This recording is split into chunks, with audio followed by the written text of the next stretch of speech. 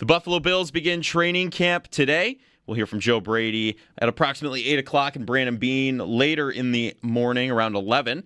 Yesterday, the Bills, they placed wide receiver Tyrell Shavers dealing with the knee and ACL injury on the active and physically unable to perform list. That ACL tear was in the wild card round last January. Coverage of training camp on WGR, presented by Fiegel Car and Joyce, your border attorneys. Buy Outlet Liquor. When you need to stock up, it's the place to buy a case. What's your outlet? And buy the Barnes Firm. Car crash, you've got to call the Barnes Firm. 1-800-8-million. Around the NFL, some signings yesterday. The Eagles, they signed defensive tackle Jalen Carter to a 4-year, $152 million extension with $106 million in guarantees. The Browns, they signed cornerback Denzel Ward to a 2-year, $62.2 million extension. And the Vikings signed right tackle Brian O'Neill for a 4-year, $96 million deal. In other news, Saints GM Mickey Loomis said Chris Olave, who's been dealing with a blood clot in his lung, has no restrictions and is now a full go for camp. The Commander's assistant, Wes Welker, will coach the team's tight end group. The Packers placed edge rusher Micah Parsons, dealing with a knee injury, on the active and physically unable to perform list. And Sports Illustrated's Albert Breer reports Zach Charbonnet, dealing with the knee injury, is a potential close call to be ready for Week 1. In baseball, the Nationals, they beat the Blue Jays 8-6. The Yankees beat the White Sox 3-2. And the Red Sox, they fell to the Athletics 4-3. Listen to Jeremy and Joe all week for your chance to win tickets to Blues Traveler, Gin Blossoms, and Spin Doctors at the Erie County Fair on August 18th. Tickets are on sale now at ecfair.org. And don't forget, your concert ticket includes your admission into the fair that day of the show. That's your Paddock Chevrolet Sports Update. Paddock Chevrolet with you for the extra mile since 1935. I'm Joe Cali for Western New York's Voice of the Fan, WGR.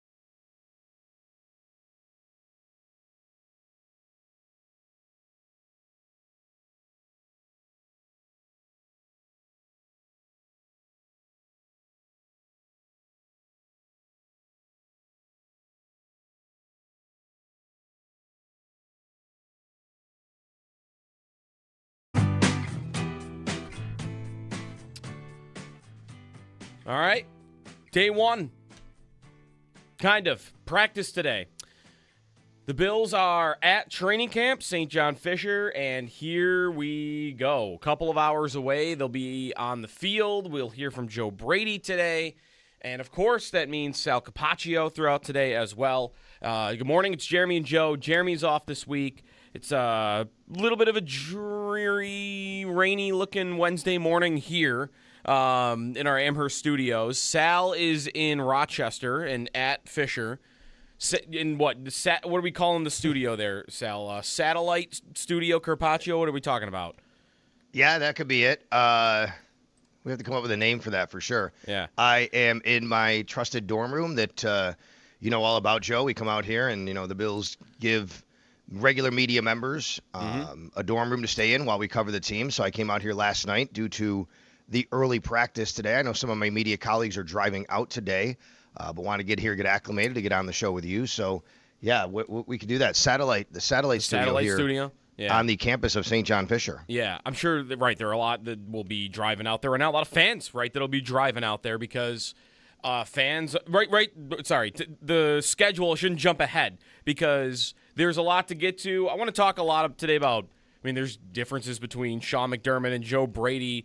There was some social media stuff by C.J. Gardner-Johnson yesterday that maybe we should get to in a little bit. And also, we will hear from Joe Brady later today. We're also hearing from Brandon Beane today, Sal, but that maybe will be after practice. Yeah, that'll be after practice. Okay. That's the only time we're scheduled to hear from, Brandon Beane is today. Okay. Throughout training camp, sometimes things happen. You never know. Maybe a guy signs an extension, they make a move, guy gets released, there's a trade. You hear from Brandon Beane about the various points, but today's the only day we're scheduled to hear from Brandon Beane. Mm-hmm. Otherwise, it's a rotation of coordinators throughout camp, starting with Joe Brady, the head coach today, and then you'll get coordinators and then Joe Brady again. And the Bills have done that like that for several years. Yeah. Are you, though, like day one of camp, like, summer's over? I mean, summer is not over. It is still July. But for you, like, it's all right, back at it. And, like, from here, it's go, go, go, basically, for the team. So, like, your summer, I guess, as it normally would stand, is going to be different. Yeah, I have a lot of mixed feelings. I'll be honest. Normally, I'm like super jazzed to say, all right, let's go. But it kind of stinks that the summer's over. For this year, my summer's not over, as we've talked about many times. I still have quite a bit of baseball to coach. Right. Cooperstown coming up in a few weeks. Got to go to that, which is going to be awesome. I'm super looking forward to that. Mm-hmm. But it's football season. I love being here. I love being with my colleagues and kind of getting the band get back together, so to speak, watching football. So, as I like to say, first world problems, right? I mean, get to watch football for a living. Life is good no matter what. But it is different this year because it's not like the end of summer like it has been in years past where everything's kind of done. We're transitioning to football. I still have plenty to do outside of this that I'll be balancing, but I'm looking forward to it for sure. And I am happy to be here. But, man, I will say this, Joe. The last mini camp day, I think, was June 14th.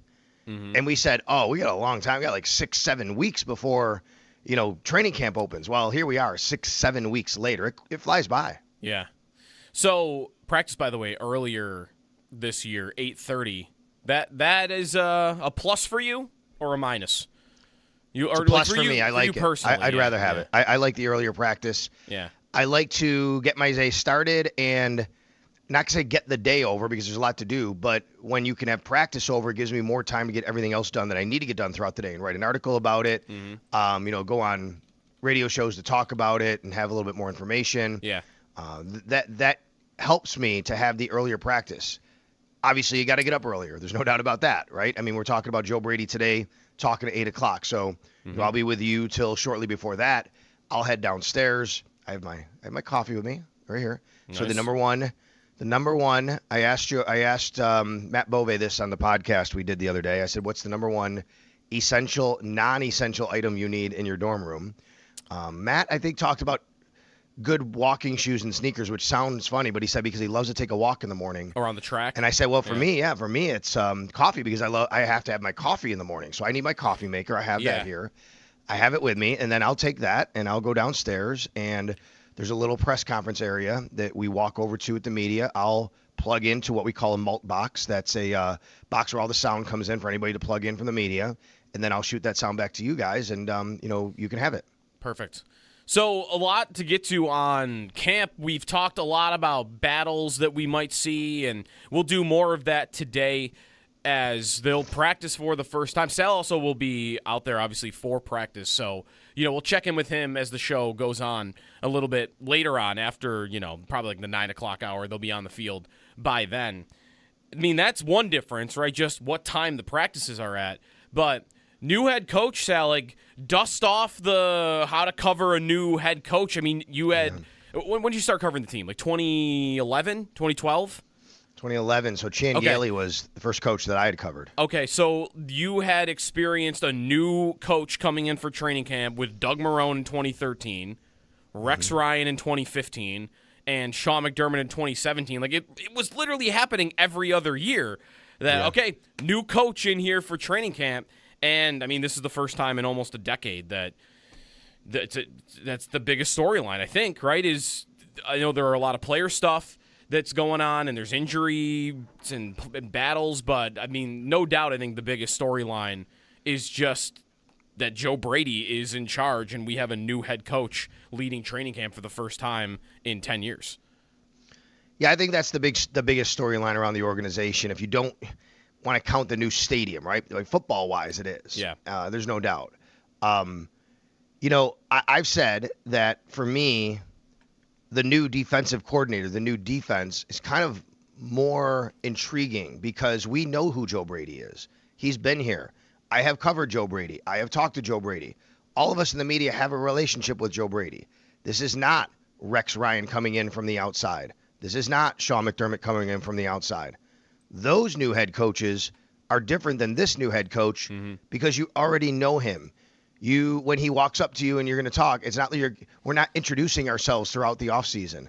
I remember when Sean McDermott was hired, and the first time I met him was at the Combine that year. Mm-hmm. And Bill's PR director introduced me and Sean McDermott. We chatted a little bit about life, about our families, about football, and then, you develop that relationship as you go. That's already happened with Joe Brady. None of us need to do that. All we really are watching now is, can Joe Brady handle the job? Can he be the head coach? And what does that entail for Joe Brady? I know enough about Joe as a coach, as an offensive coach, Joe, to kind of get an idea of what it's going to look like, what it's going to sound like, and be ready for it. Mm-hmm. Rex Ryan, for the biggest example here, is you just never knew what you were going to get. I mean, the guy was eating a dog biscuit at training camp once. Clemson The guy was putting on a Clemson helmet. Yep. During a press conference. That we know what we're going to get from Joe Brady. Outside of things that come along throughout a football season that are you're a little unprepared for, or just kind of hit you from an angle like, okay, well, we got to deal with this. You know what you're going to get from Joe Brady. So for me, even though that's the number one storyline for the organization as far as football, for me, it's the change in defense. Mm-hmm. As much as you have a different head coach, you know who that head coach is. Joe, this is the newest defense that they're going to have in 10 years. Mm-hmm. This is a different defense for the first time in 10 years, I should say. And speaking of Rex Ryan, it's kind of like going back to a Rex Ryan defense, to be quite honest with you. And I'm really interested in what that defense looks like, how that defensive coordinator puts together his plan, who's playing in that defense, and what we're going to see over the next several weeks. Right, because Brady, I mean, there will be all right, let's see if he does anything different because he's now the head boss and there's no Sean McDermott influence ahead of him. And it's hard to even, I guess, figure out how true that will actually even be. There is also, he has DJ Moore now. Things could be different on that front from where he's been as an offensive play caller before. But you're right, like the major change you would expect to be with Jim Leonhard on the defensive side of the football.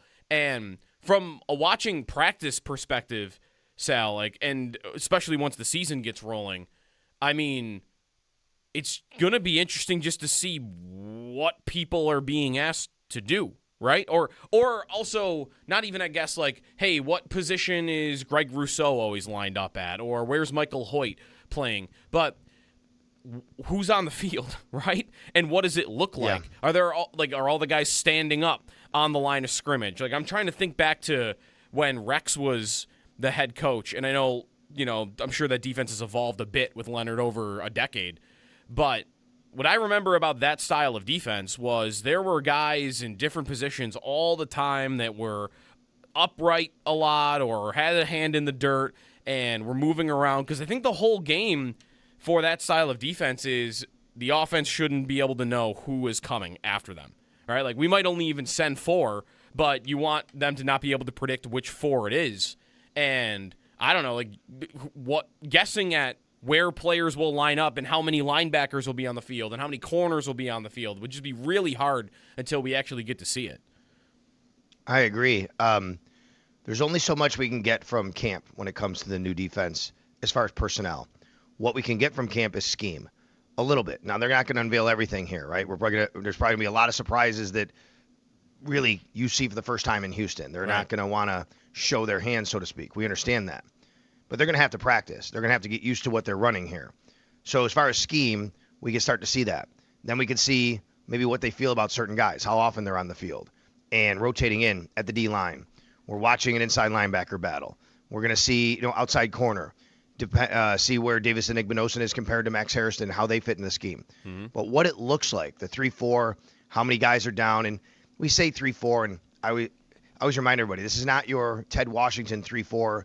You need a big run stuffer in the middle, and then there's just, the 2 guys outside of him and 4 guys behind him.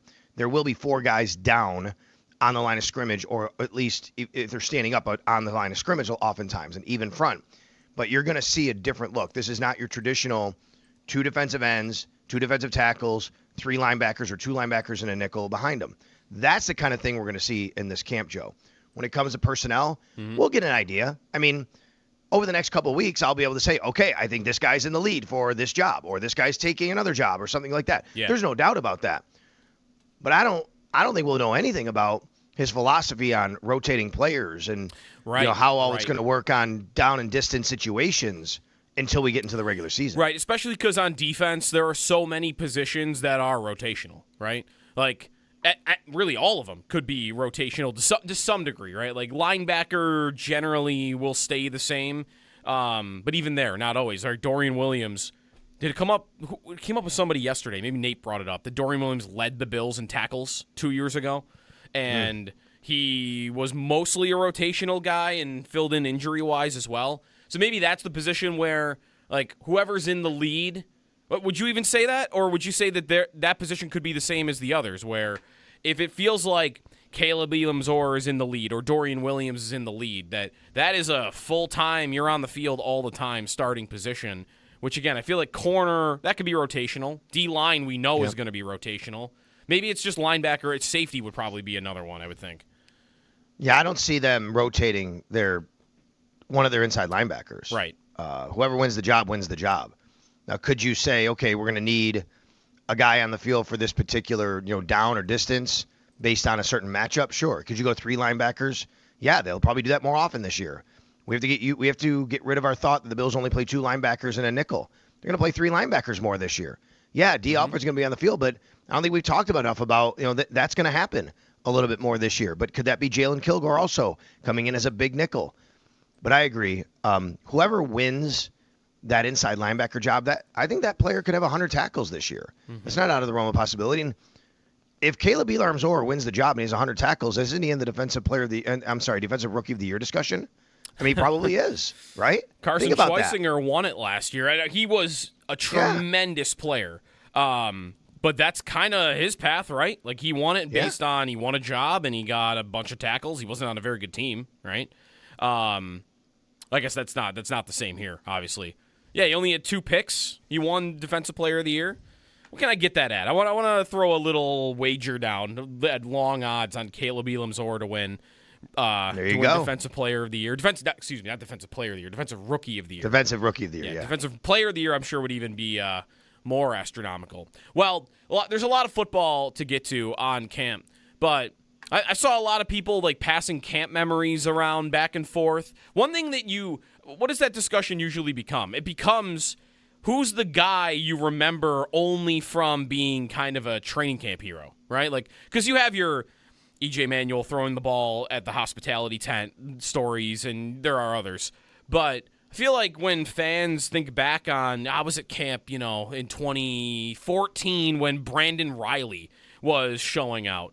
Like, that I feel like is the thing that sticks with people more, is those guys on the back end of the roster that often don't make the team. Sometimes they do.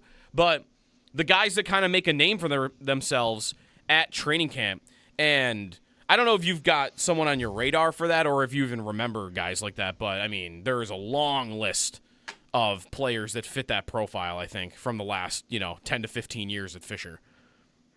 Always feels like it's a wide receiver that comes up when you talk about this, right? Yeah, or a running back. It was a running back for like a Christian while. Wade. Yeah. Christian Wade was a huge sensation because of his path and the Pathways program and where he came from, and then all of a sudden he smashed in that preseason game and the runs that he had. So that's always a guy you think of there. And then every once in a while you'll have a lineman come in and like, oh yeah, like a defensive lineman especially because they might be in the backfield a little bit more living there. But then you realize like, well, yeah, that's because he didn't do his job and he wasn't like holding the point of attack and he just kind of went like freelancing. So the team didn't want to keep that guy. So usually it's a wide receiver. Sometimes it could be a quarterback storyline that we don't have that. We don't have that with the starter this year. Obviously, we haven't it in a long time, but we do, I think, with the backup.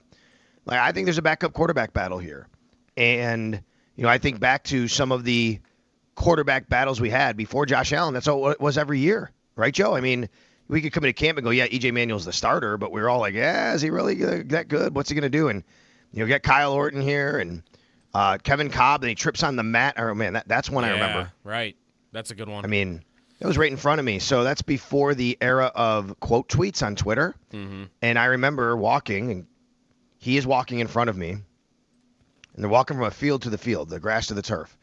And there's a mat, and he's on the mat and just walking like normally. And all of a sudden, his foot just came out of him. And he slipped, and I saw him do a little hitch. And like, oh man, didn't think much of it. And then I saw him walk to a trainer, and walked over, and they he sat down and they were looking at him. I'm like, oh my goodness, I have to tweet this out. So I said, Kevin Cobb just slipped on a mat at training camp walking to the other field. And then all of a sudden I started getting the old manual RTs, right? So Schefter and Rappaport, they would put RT at South Sports. There was no quote tweet back then. Right? Yeah. And you could probably find it. It was crazy. And that's one I remember clearly. And Kevin Cobb was supposed to be a guy that, could battle for that starting job. And whatever happened there, Matt Castle comes in, right? Then you have the whole Tyrod Taylor, three-headed quarterback competition. He winds up winning it. And I remember talking with someone before that season who said to me, don't dismiss Tyrod Taylor. Like, he was not counted. He was like the third guy, kind of. Yeah, right. And someone said, don't dismiss him. Like, he can play. Don't be surprised if, he winds up taking this job. Said that on the radio a couple of times just because people had told me. It wasn't like I didn't know much about that. I knew that he had a little bit of time. I think it was, Denver, where he came from. Mm-hmm. And people were like, yeah, no way. This guy's not going to do it. Now, maybe it was an indictment on the other guys, but Tyrod wound up being the starter here for a few years, right? And he wound up winning that job. Then you get Josh Allen. You don't have any of that anymore. Now, anything you talk about quarterback, it's got to be backup. Last couple of years, it's been Mitch Trubisky. Before that, Kyle Allen was here. Mm-hmm. He's back again. He's now got Shane Buechele in his room with him as a competitor. I think the Bills really like Shane Buechele.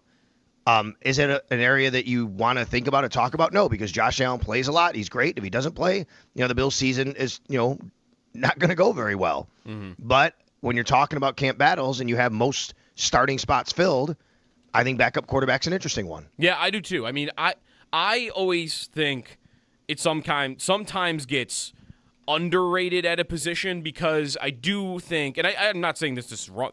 This is wrong.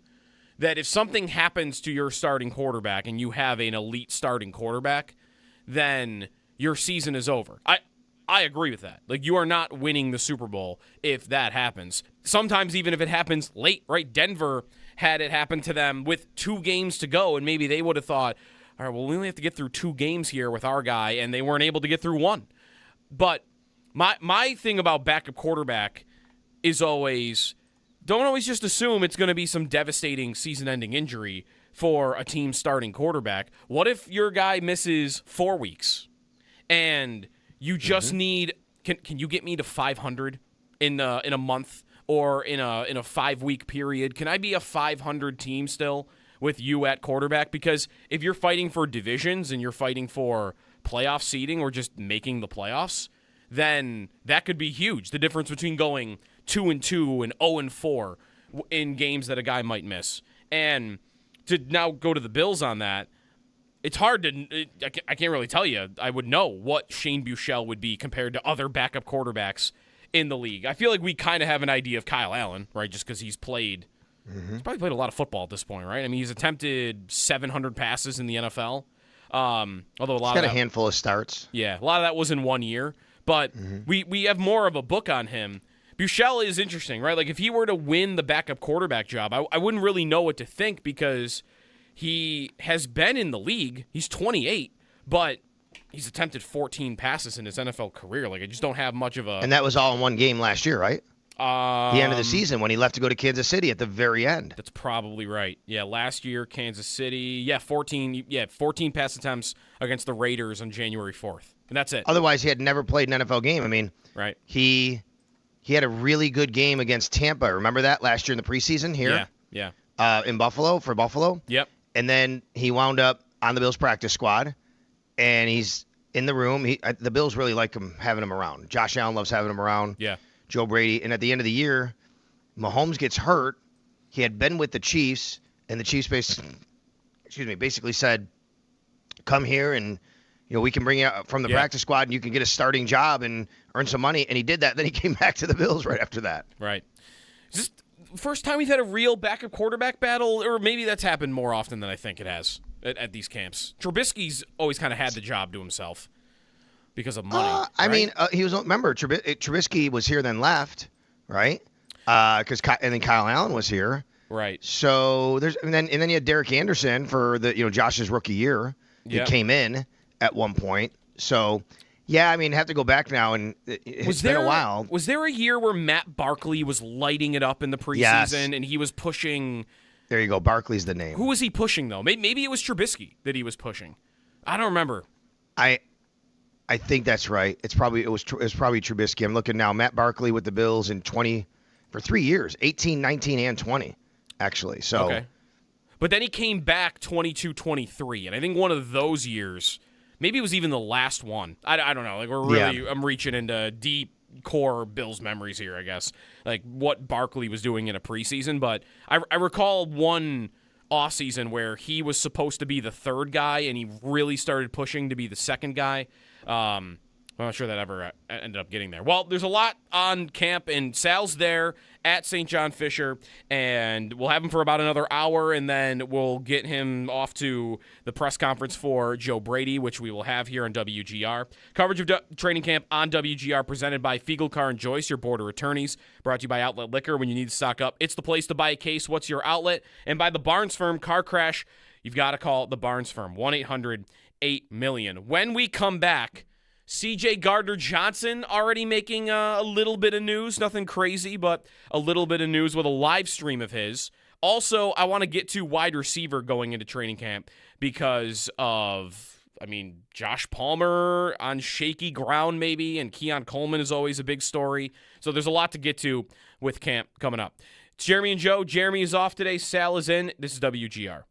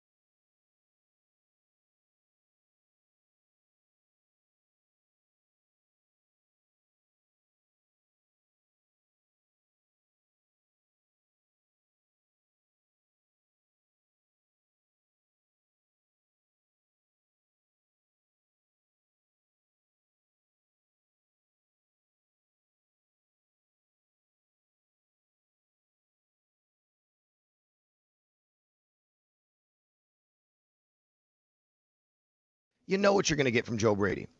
So for me, even though that's the number one storyline for the organization as far as football, for me, it's the change in defense. Mm-hmm. As much as you have a different head coach, you know who that head coach is. Joe, this is the newest defense that they're going to have in 10 years. Mm-hmm. This is a different defense for the first time in 10 years, I should say. And speaking of Rex Ryan, it's kind of like going back to a Rex Ryan defense, to be quite honest with you.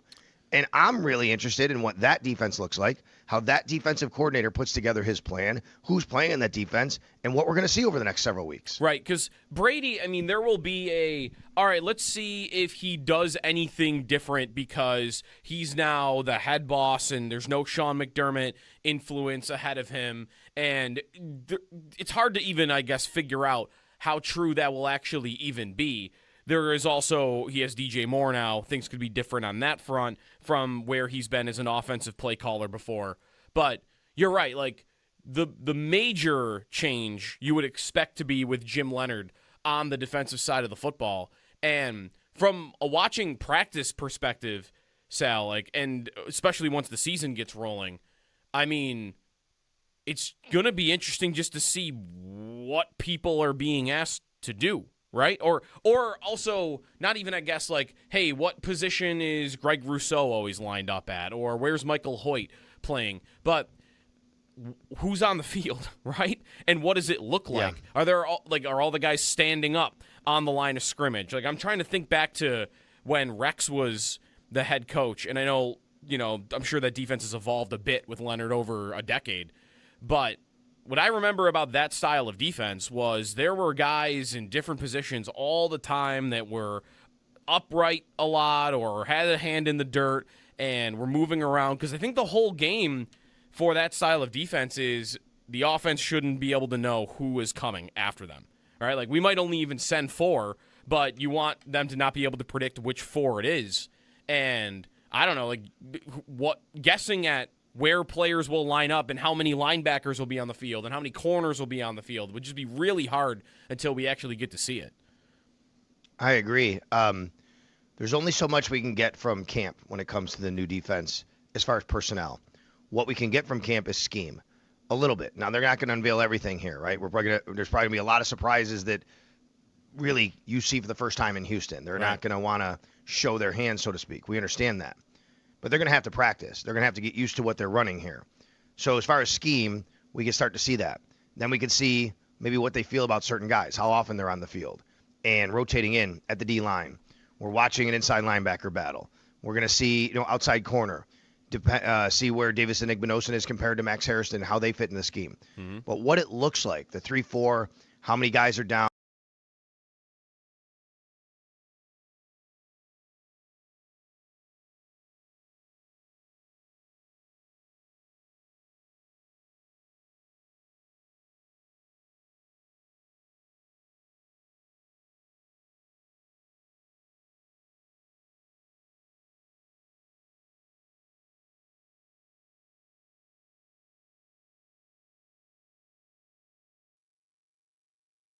The Buffalo Bills begin training camp today. We'll hear from Joe Brady coming up near 8 o'clock and Brandon Beane throughout the day, right around 11 scheduled. Yesterday, the Bills placed wide receiver Terrell Shavers dealing with the knee injury on the active and physically unable to perform list after his ACL tear in the wild card round last January. Coverage of training camp on WGR, presented by Fecal Car and Joyce, your border attorneys. By Outlet Liquor, when you need to stock up, it's the place to buy a case. What's your outlet? And by the Barnes Firm. Car crash? You've got to call the Barnes Firm. 1-800-8-million. Around the NFL, some signings yesterday. The Eagles signed defensive tackle Jalen Carter to a 4-year, $152 million extension with $106 million in guarantees. The Browns signed cornerback Denzel Ward to a 2-year, $62.2 million contract extension. And the Vikings signed right tackle Brian O'Neill for a 4-year, $96 million deal. In other news, Saints GM Mickey Loomis said Chris Olave, who's been dealing with a blood clot in his lung, has no restrictions and is now a, quote, full go. The Commander's assistant, Wes Welker, will coach the team's tight end group. The Packers place Micah Parsons, who's been dealing with a knee injury, on the active and physically unable to perform list. In Sports Illustrated's Albert Breer reports Zach Charbonnet, dealing with the knee injury as well, is a potential close call to be ready for Week 1. In baseball, the Nationals, they beat the Blue Jays 8-6. The Yankees beat the White Sox 3-2. And the Red Sox, they fell to the Athletics 4-3. Don't miss the National Comedy Center's Comedy Festival featuring 50 live events, including comedian Bert Kreischer on August 8th at 7. Live in Jamestown, tickets at comedycenter.org. You can tune in this week for your chance to win a pair of tickets to Bert Kreischer as well. That's your Paddock Chevrolet Sports Headlines. Paddock Chevrolet with you for the extra mile since 1935. I'm Joe Cali for Western New York's Voice of the Fan, WGR.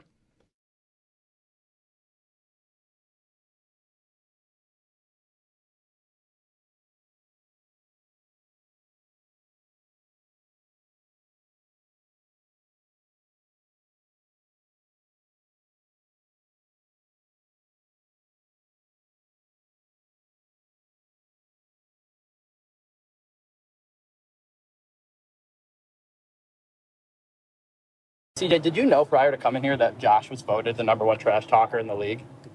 In front of me? Yeah. Huh? Yeah. Damn, I gotta do better. I gotta do better. Have you noticed that? No, I gotta do better. Have you noticed it from him though? Does he ever give it? No, I just gotta do better. Forget that, I gotta do better. That was C.J. Gardner-Johnson back in the spring. Bills safety, who I think most are excited about and the impact he'll make on the defense. He does, good morning, by the way. It's Jeremy and Joe. Sal's at training camp. St. John Fisher. Obviously, we've got first practice of the Bills season, for camp at least, going on a little bit later today at 8:30. So less than 2 hours away. Joe Brady will meet with the media coming up at 8 o'clock. Gardner-Johnson, I don't really think anything happened that was bad yesterday, but if you were online, you might have seen he was live streaming somewhere maybe in the Bills facility, and it sounded like Joe Brady told him, like, probably not in here. And then later on in the day, we had him and Deion Dawkins talking about Diggs coming back, wanting to have Diggs come back, not that he is coming back. So I don't think anything really that bad here, Sal, but just a little reminder that he's a character and there might be some stuff to watch with him, I think, once, everything gets rolling here.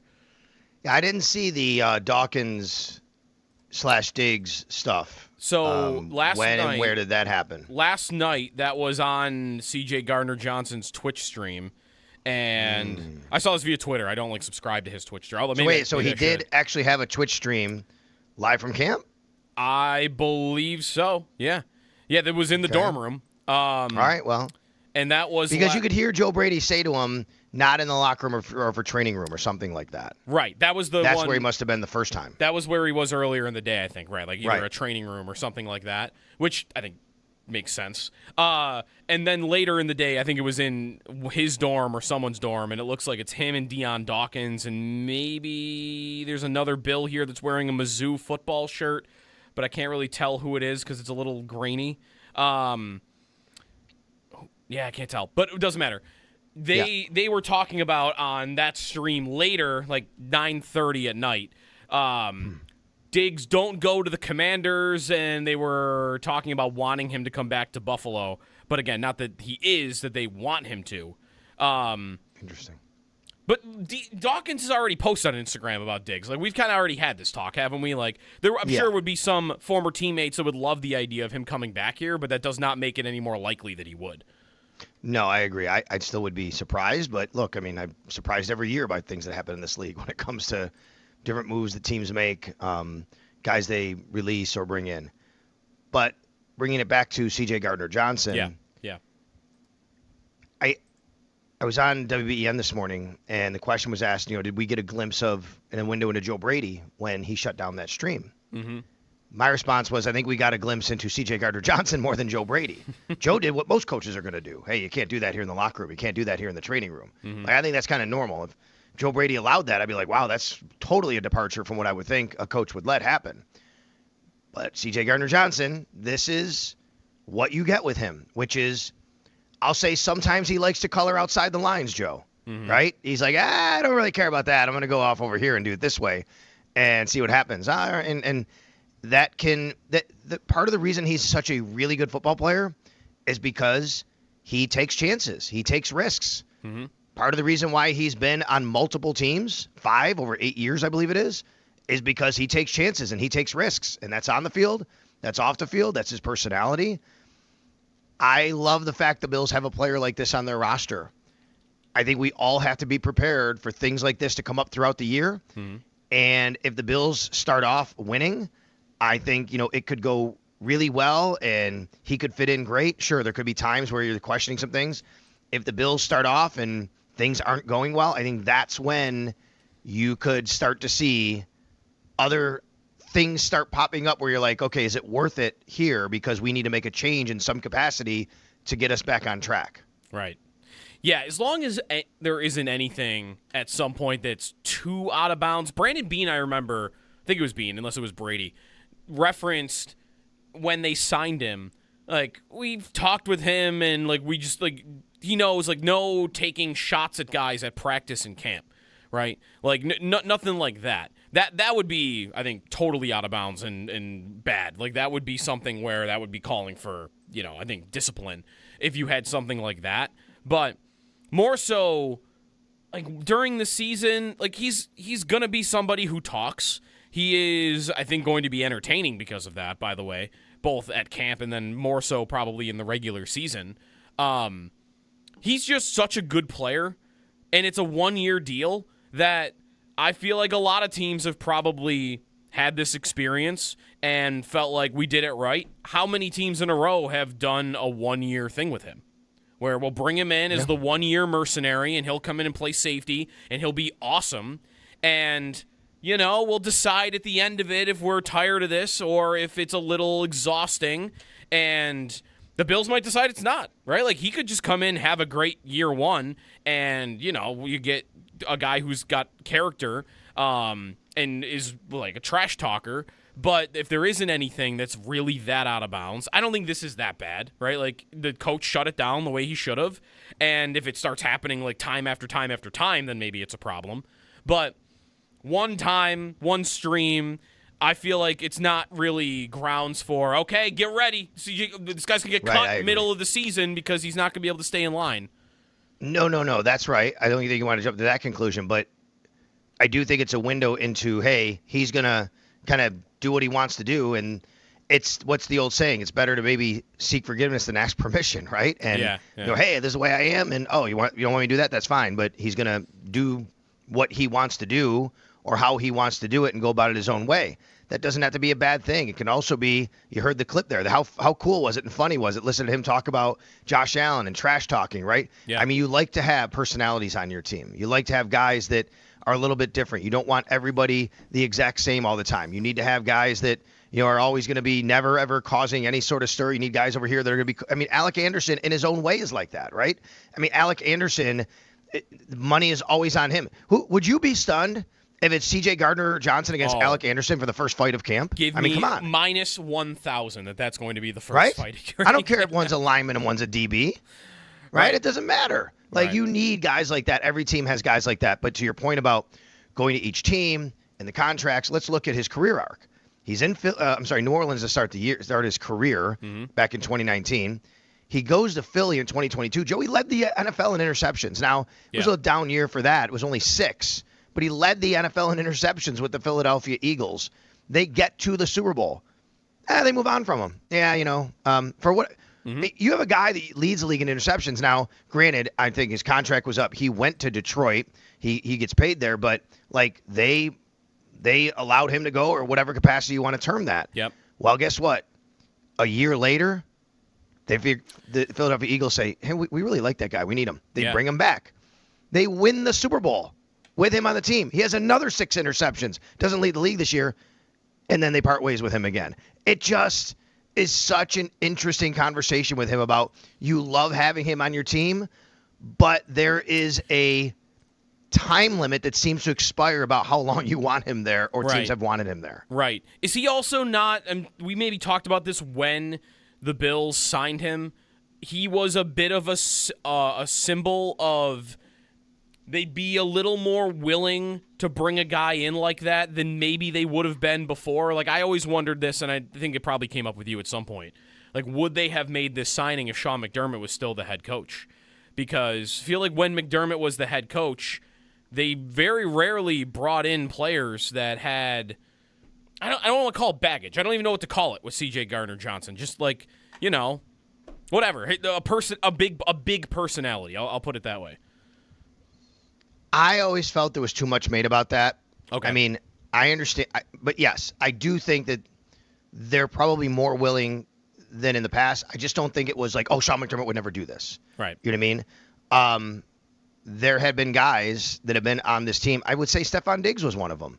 The way it was going in Minnesota, and again, not a problem, but there was some noise there. There was some rumblings. What's going on? And he's a huge personality. And they traded for him, and they need him. At the time, it was, 2020, Josh going his 3rd year. I think it evolved over time about needing a player like that. But, no, I don't think Sean was like a guy that would never want people like that on his team. But I do think they'd probably be more willing to have more of a collection of guys like that and say, like, hey, we're trying to win here, and we'll deal with the things as they come along. Vaughn was a big personality, right? Yeah, for sure. He had a podcast that he posted on all the time and was always talking about the Bills getting players that weren't on the team.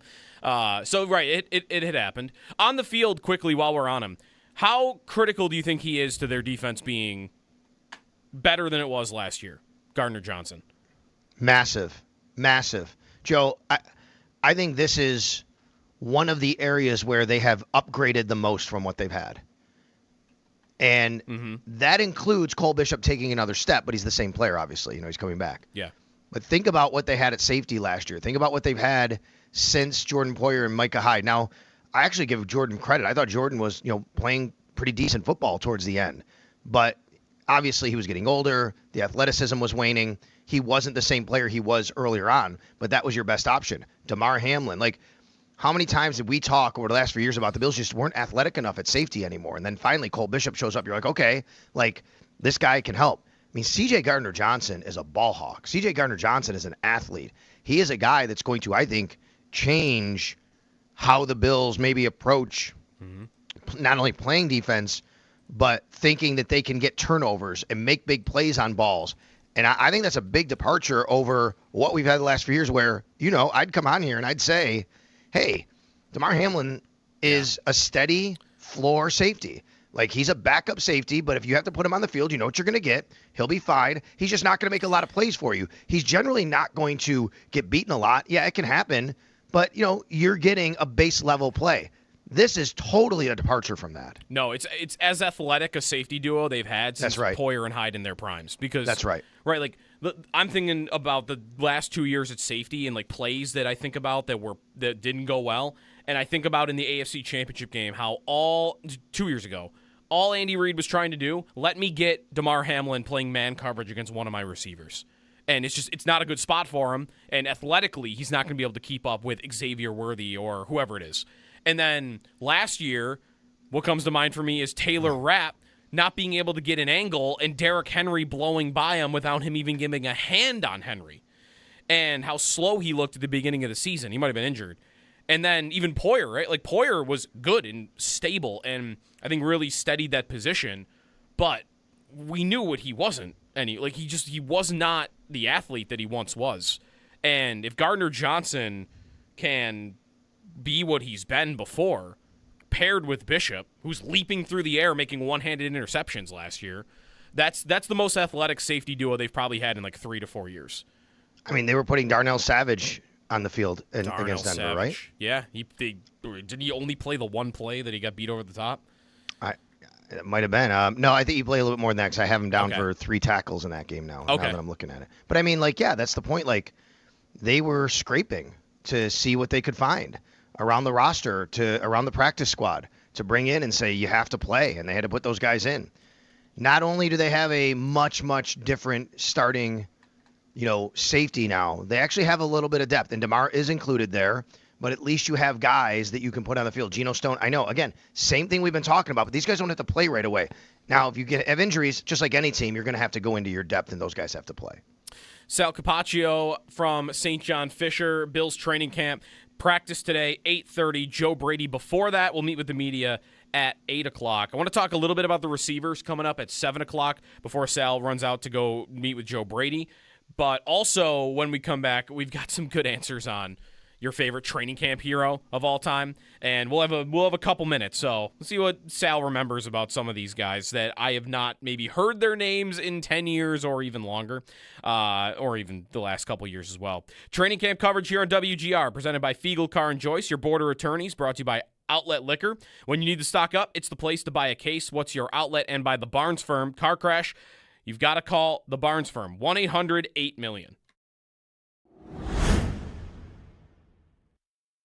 You know what you're going to get from Joe Brady. So for me, even though that's the number one storyline for the organization as far as football, for me, it's the change in defense. Mm-hmm. As much as you have a different head coach, you know who that head coach is. Joe, this is the newest defense that they're going to have in 10 years. Mm-hmm. This is a different defense for the first time in 10 years, I should say.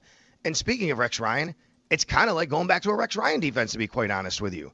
And I'm really interested in what that defense looks like, how that defensive coordinator puts together his plan, who's playing in that defense, and what we're going to see over the next several weeks. Right, because Brady, I mean, there will be all right, let's see if he does anything different because he's now the head boss and there's no Sean McDermott influence ahead of him. And it's hard to even, I guess, figure out how true that will actually even be. there is also, he has DJ Moore now. Things could be different on that front from where he's been as an offensive play caller before.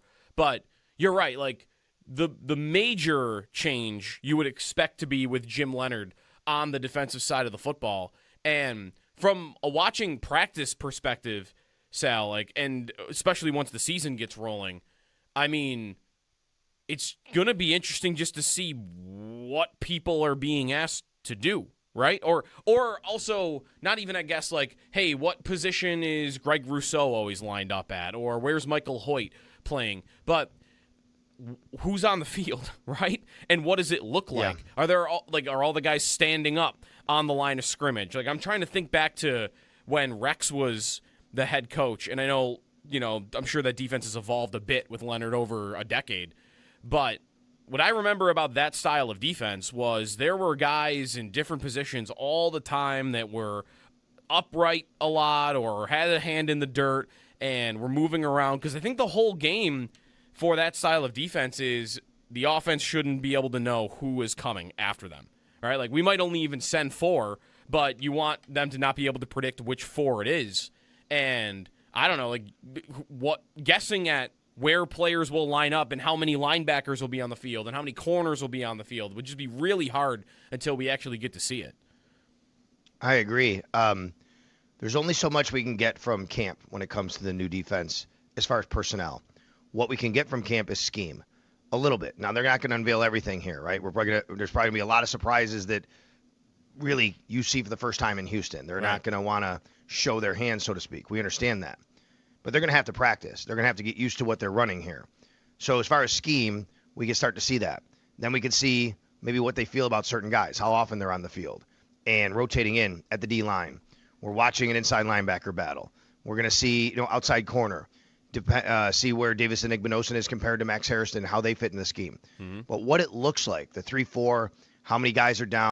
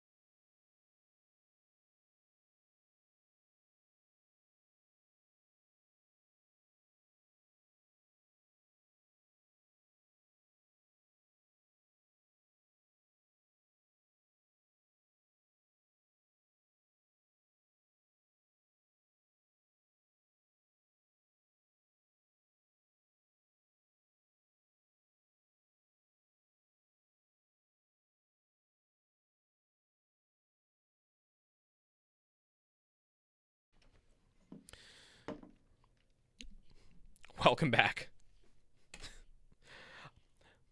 Sorry, I'm laughing because, Sal, did you see the Plaxico Burress comment yesterday about the Jets? I did not. He said playing for the Jets and going to prison were kind of similar. So I clicked on that. Wow. I clicked on that during the break. It looks like an interesting quote.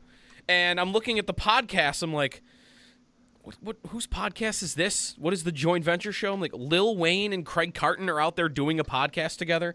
There's so many podcasts. Oh, my gosh. You can't keep track of it. We'll get to some wide receiver talk in a minute. But in the first segment, mentioned like historically training camp heroes and, guys that we remember for really shining in camp. Sal brought up Christian Wade, who I remember, by the way, really shining in the preseason, right?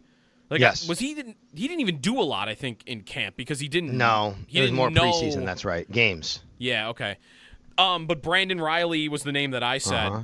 Immediately, a couple of guys in the chat that were mentioned on YouTube. Good morning to the chat. Derrick Rogers. Is that a familiar name to you? He was more of a guy that you liked coming out of college, and you hear like, oh yeah, he can. Okay. David Sills. David Sills for sure. West Virginia, I think. Yes. I think he's still in the league also. I saw him. I think so, too. I think so. He actually has made a career. Last year he had 191 yards for Atlanta. So he's still going. Eric Stryker. That was a like Oklahoma, maybe. It's a defensive player. He was a little bit undersized, very good in college, like getting to the quarterback, linebacker, I think. Yeah. Yeah. And then one Desmond more. Lewis. Des Lewis that's a good one. You're right. The receivers, there's a lot of receivers, I think. Was maybe the same time as Des Lewis. This is not from the chat. Was Colby Listenby one of these guys? Colby Listenby was the following year after Desmond Lewis, actually. Yes. Okay. Because I'm looking at the draft now. 15 was Lewis, 16 was Listenby. Yeah. And then one more from Twitter because we got to get to a break here. But Joik Bell. I mean, that's going back. The Bills at one time, Joe, and Joik Bell was a decent running back from the league for a hot minute. Yeah. The Bills had Marshawn Lynch, Joik Bell, C.J. Spiller, and Fred Jackson all on the roster. I mean, that might be the best running back room in NFL history. I believe they were all on the roster at the same time. That's incredible. Yep. Joik Bell. Joik Bell had a season with 860 yards in Detroit. Yeah, so he wasn't just some training camp, right. afterthought. No, he had a career. Definitely. Yeah. Also, someone said Joe Andreessen. I think once you graduate and become a regular NFL player, I think you're in a different category. Yeah, a couple of guys, because I would say Eddie Yarborough for this, but he actually played. He was on the team. Eddie Yarborough. Right? He showed up in training camp. He made plays. Wyoming? I believe that's right. Yep, Eddie Yarborough. And do you remember the whole training camp story, IK Enemkpali, when the Bills brought him in after he punched Geno Smith? How could I forget? Yes, how could I forget that? He broke Geno Smith's jaw. Yes. And then I think didn't Rex Ryan make him a captain for the Jets matchup? He did. Unbelievable. Uh-huh. Timeout here. When we come back, what do we expect from the receivers in camp and how much of a battle is there? We'll get to that with Sal, and then we'll get Joe Brady in about an hour coming up here on WGR.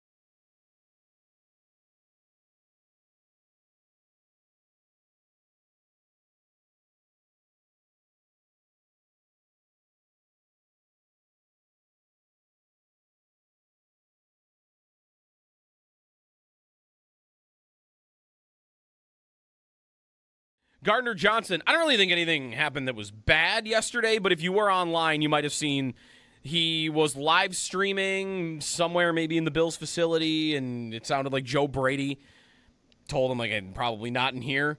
And then later on in the day, we had him and Deion Dawkins talking about Diggs coming back, wanting to have Diggs come back, not that he is coming back.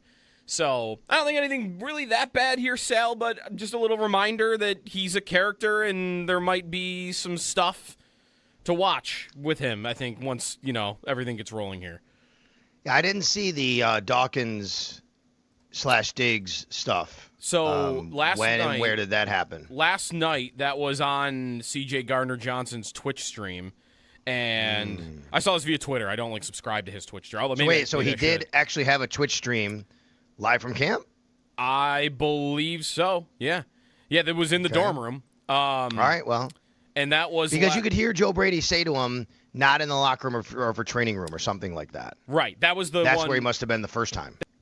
I was on WBEN this morning, and the question was asked, did we get a glimpse of in a window into Joe Brady when he shut down that stream? Mm-hmm. My response was, I think we got a glimpse into C.J. Gardner-Johnson more than Joe Brady. Joe did what most coaches are going to do. Hey, you can't do that here in the locker room. You can't do that here in the training room. Mm-hmm. I think that's kind of normal. Joe Brady allowed that, I'd be like, wow, that's totally a departure from what I would think a coach would let happen. But C.J. Gardner-Johnson, this is what you get with him, which is, I'll say sometimes he likes to color outside the lines, Joe, right? He's like, I don't really care about that. I'm going to go off over here and do it this way and see what happens. And that part of the reason he's such a really good football player is because he takes chances. He takes risks. Part of the reason why he's been on multiple teams, 5 over 8 years, I believe it is because he takes chances and he takes risks. And that's on the field. That's off the field. That's his personality. I love the fact the Bills have a player like this on their roster. I think we all have to be prepared for things like this to come up throughout the year. And if the Bills start off winning, I think, it could go really well and he could fit in great. Sure, there could be times where you're questioning some things. If the Bills start off and things aren't going well, I think that's when you could start to see other things start popping up where you're like, okay, is it worth it here because we need to make a change in some capacity?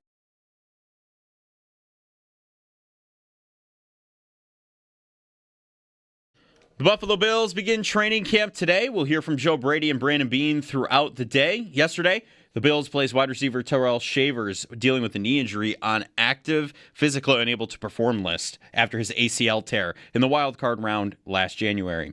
Coverage of training camp on WGR presented by Fecal Car and Joyce, your border attorneys, by Outlet Liquor. When you need to stock up, it's the place to buy a case. What's your outlet? And by the Barnes Firm. Car crash? You've got to call the Barnes Firm. 1-800-8-million. Around the NFL, the Eagles signed defensive tackle Jalen Carter to a 4-year, $152 million extension with $106 million in guarantees. The Browns, they signed cornerback Denzel Ward to a 2-year, $62.2 million contract extension. And the Vikings, they signed right tackle Brian O'Neill to a 4-year, $96 million deal.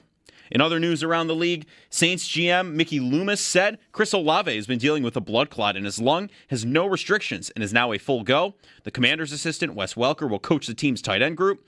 In the Packers, they've placed edge rusher Micah Parsons dealing with the knee injury on the active and physically unable to perform list. Sports Illustrated's Albert Breer also reports that Zach Charbonnet, dealing with the knee injury, is potentially a close call to be ready for Week 1. In baseball, the Nationals, they beat the Blue Jays 8-6. The Yankees beat the White Sox 3-2. And the Red Sox, they fell to the Athletics 4-3. That's your Paddock Chevrolet Sports Update. Paddock Chevrolet with you for the extra mile since 1935. I'm Joe Cali for Western New York's Voice of the Fan, WGR.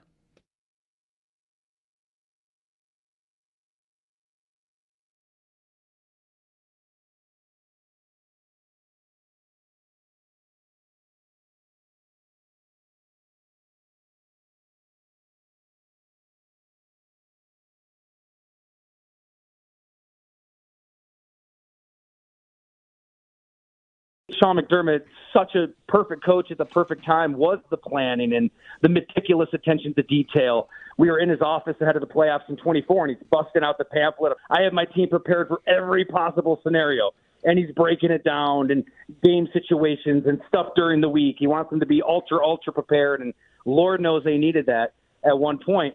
I think what they need now is somebody who can think on their feet. That play clock is dripping down.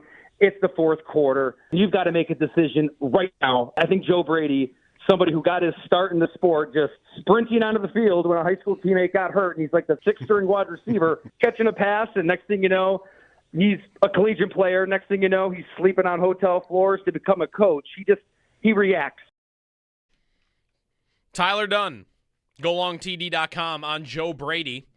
He's got a piece up about Joe Brady on his website. It was a good read. Good morning. It's Jeremy and Joe. It's the morning of the first training camp practice, and they practice in less than an hour and a half. It's coming up quick because 8:30 is practice time this year, a little earlier than they had been doing in past seasons, which should mean if you're going as a fan, it should be a little bit cooler when practice begins. Sun's not up quite as much by the time that gets rolling. It's Jeremy and Joe. Jeremy's off today. Sal's in for the next 15 or 20 minutes, and then we'll get him off to Joe Brady's press conference, which will carry at 8 o'clock, and then practice a little bit after that. So, Brady there, by the way.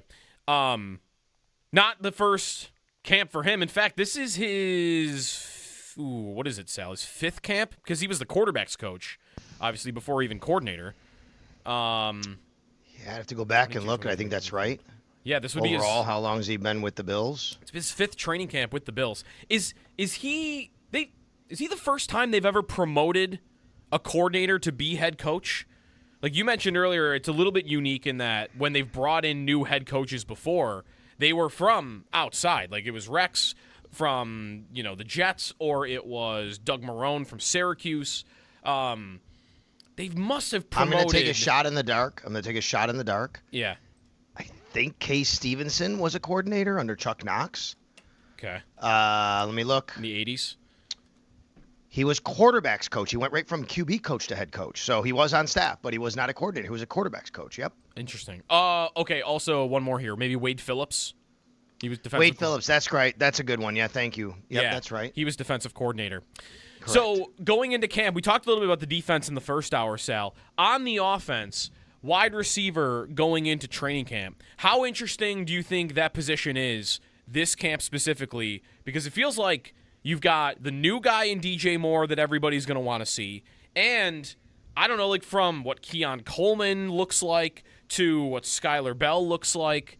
And then even, I don't know, is Josh Palmer safe? Like, I feel like there's a lot to watch at that position this go-around. Yeah, I think that this whole position group, everything that happens for it is going to hinge on what happens with Keon Coleman, number one. I think he's the most critical guy here.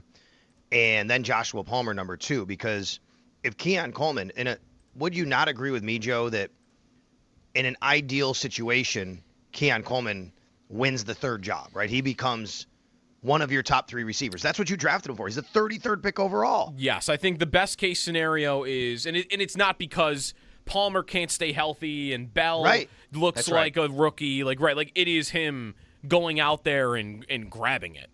That would be the best case scenario. So to me, everything hinges off that. And if that's not the case, well, then you better hope Josh Palmer does stay healthy and can be the player they thought that he could be when they signed him last year.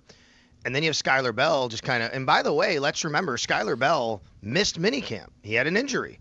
Like, that's a guy we're monitoring today to be on the field. Yeah. Now, he was in the field house catching balls from the jugs machine and working with trainers, but he did miss all of that week of minicamp. Mm-hmm. Some guys – by the way, Tyrell Shavers isn't brought up yet. He was put on PUP yesterday. Right. That's on the official NFL transactions wire. That did not get put out by the Bills, just so everybody knows, but we expect that today. But what's even more interesting, Joe, is no one else was on that list. No Michael Hoyt. Yeah. No Dorian Williams. That doesn't mean they can't get put on a list today.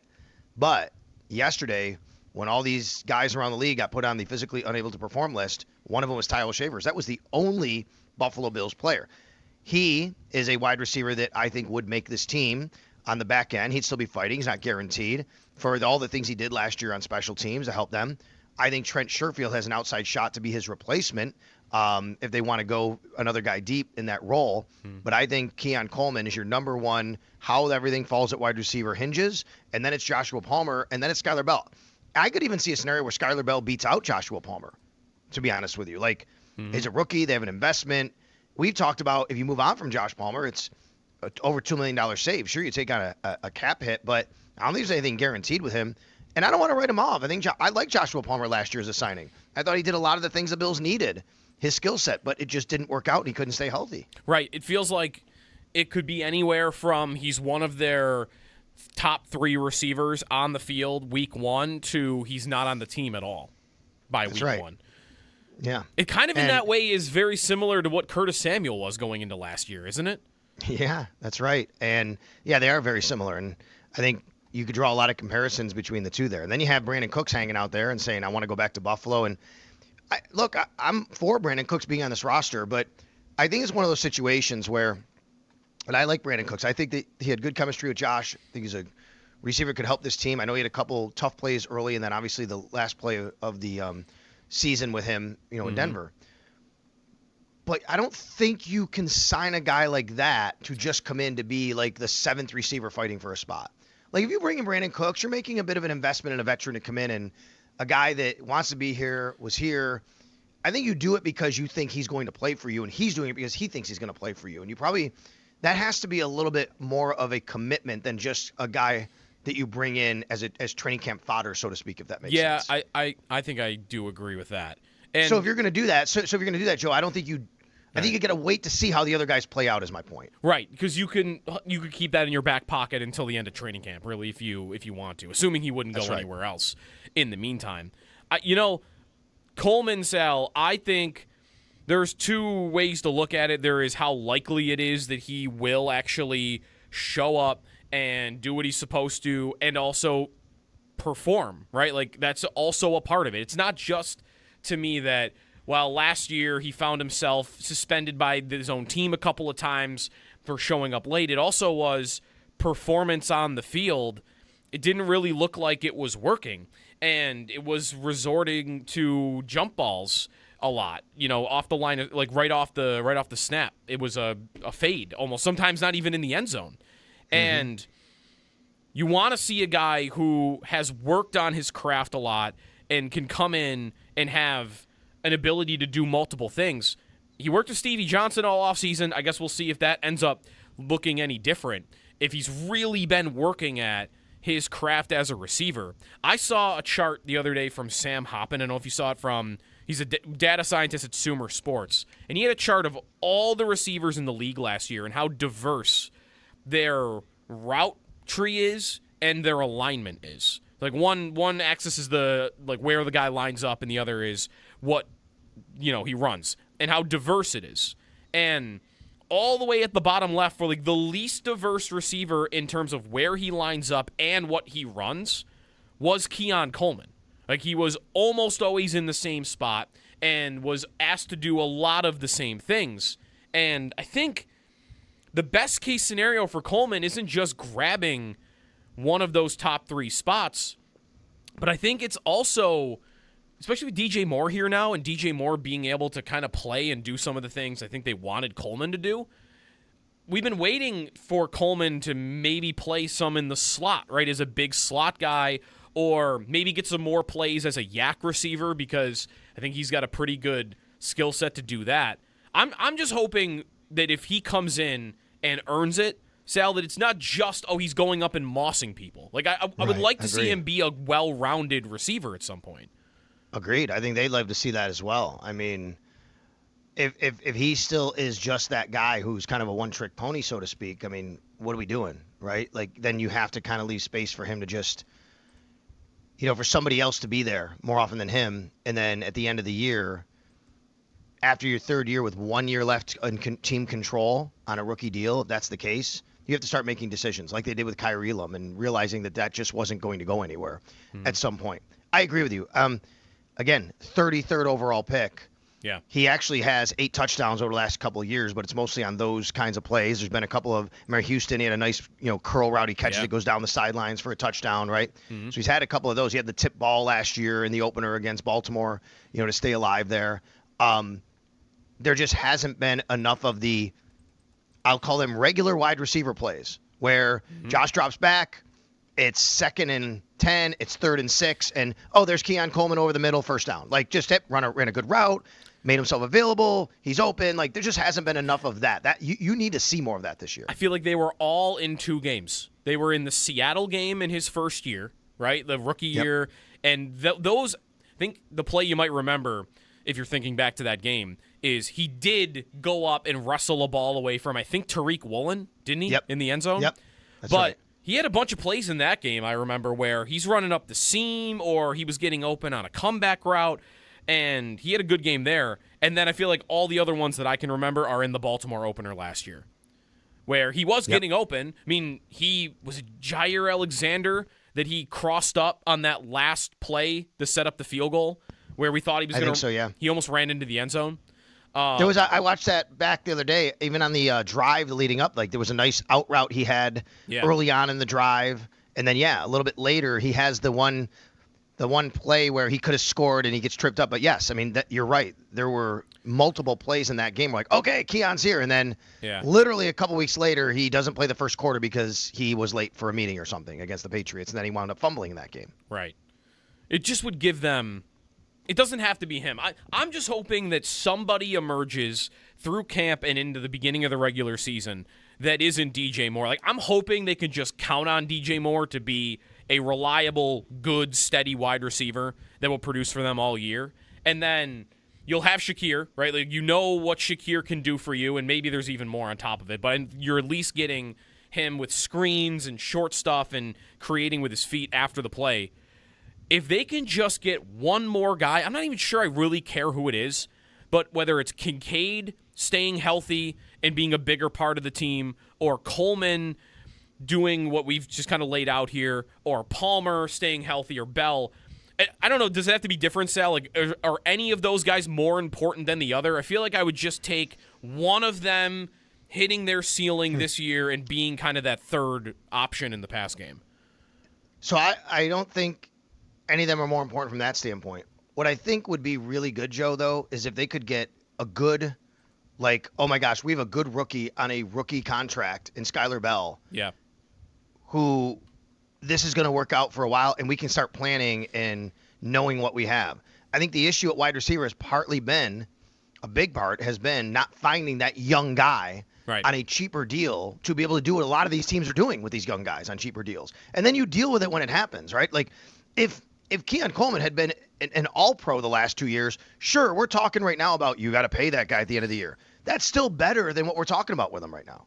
I'd much rather have that conversation. Definitely. Right, but Bell, you're right. Like, Bell, if he were to just show up right away, and he's a little bit of an older rookie, and if it's I have experience, I could play right away. I've got that guy for 4 years on a $1 million cap hit, roughly. Like, right. That's amazing. Like, that's how you get, the cost benefit there.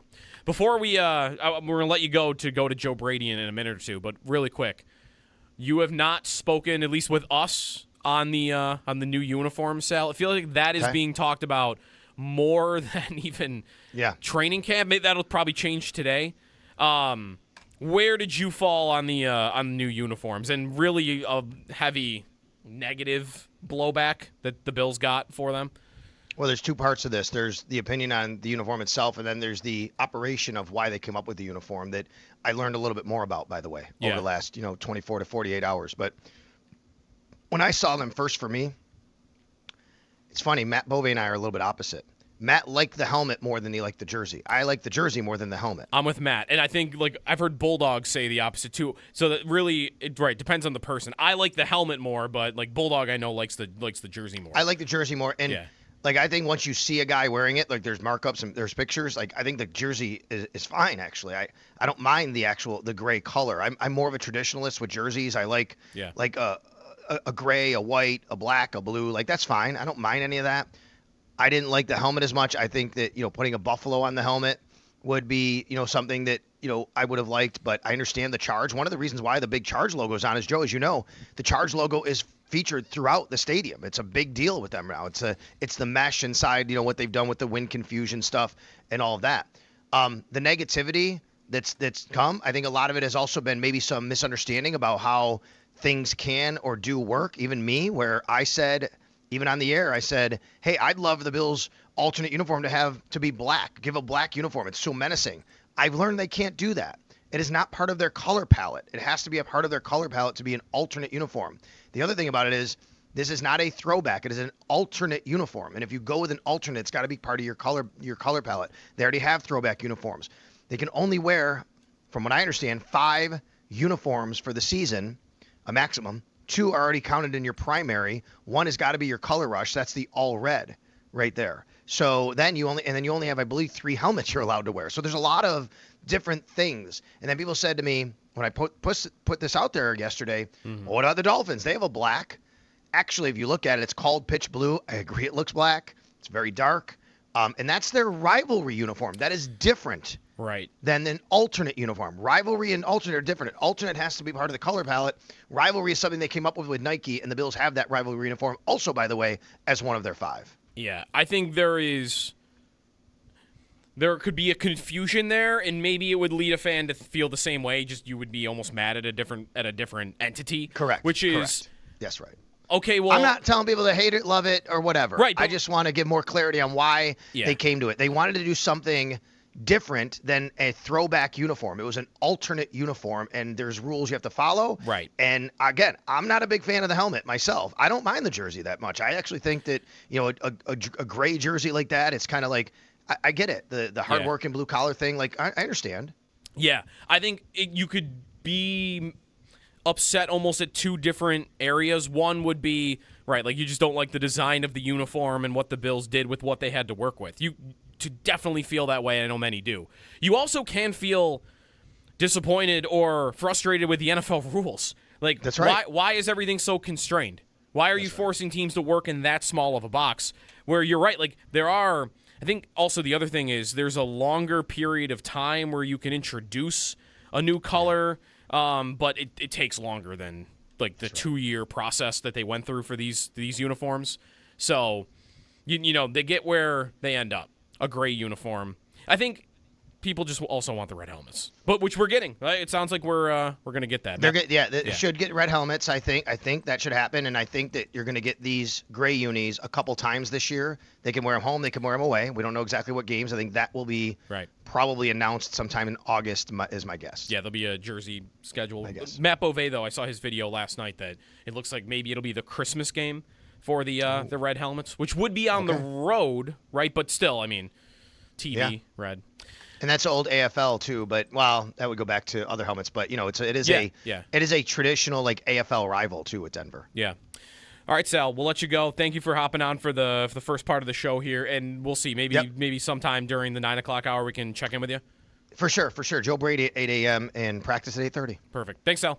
You got it. Sal Capaccio on the, I guess, kind of on the Western Hotline. Well, more so just he was at training camp, and he was in the satellite studio for him in the old dorm room at St. John Fisher, and he's heading down for Joe Brady's press conference, 8 o'clock. We'll carry that here on WGR. Practice at 8:30, so that'll be a little bit new for our show because typically our show will end before practice really gets rolling. How it used to work was Sean McDermott would start practice at like 9:45, and they weren't even really done with warming up by the time real practice would begin, and then by that time our show would be over. So new reality for the show here where we'll be reacting to things that happen during practice, both via Twitter or Sal on the field, live on the show. So that'll be cool. So stay tuned for that in a little bit. It is pouring, I guess, down there. Just saw a couple of photos from some of the media guys that are up at Fisher, and it is wet. So if you're a fan going up there, hopefully you brought an umbrella or a rain jacket. Maybe grab one on the way in because it looks like it's raining.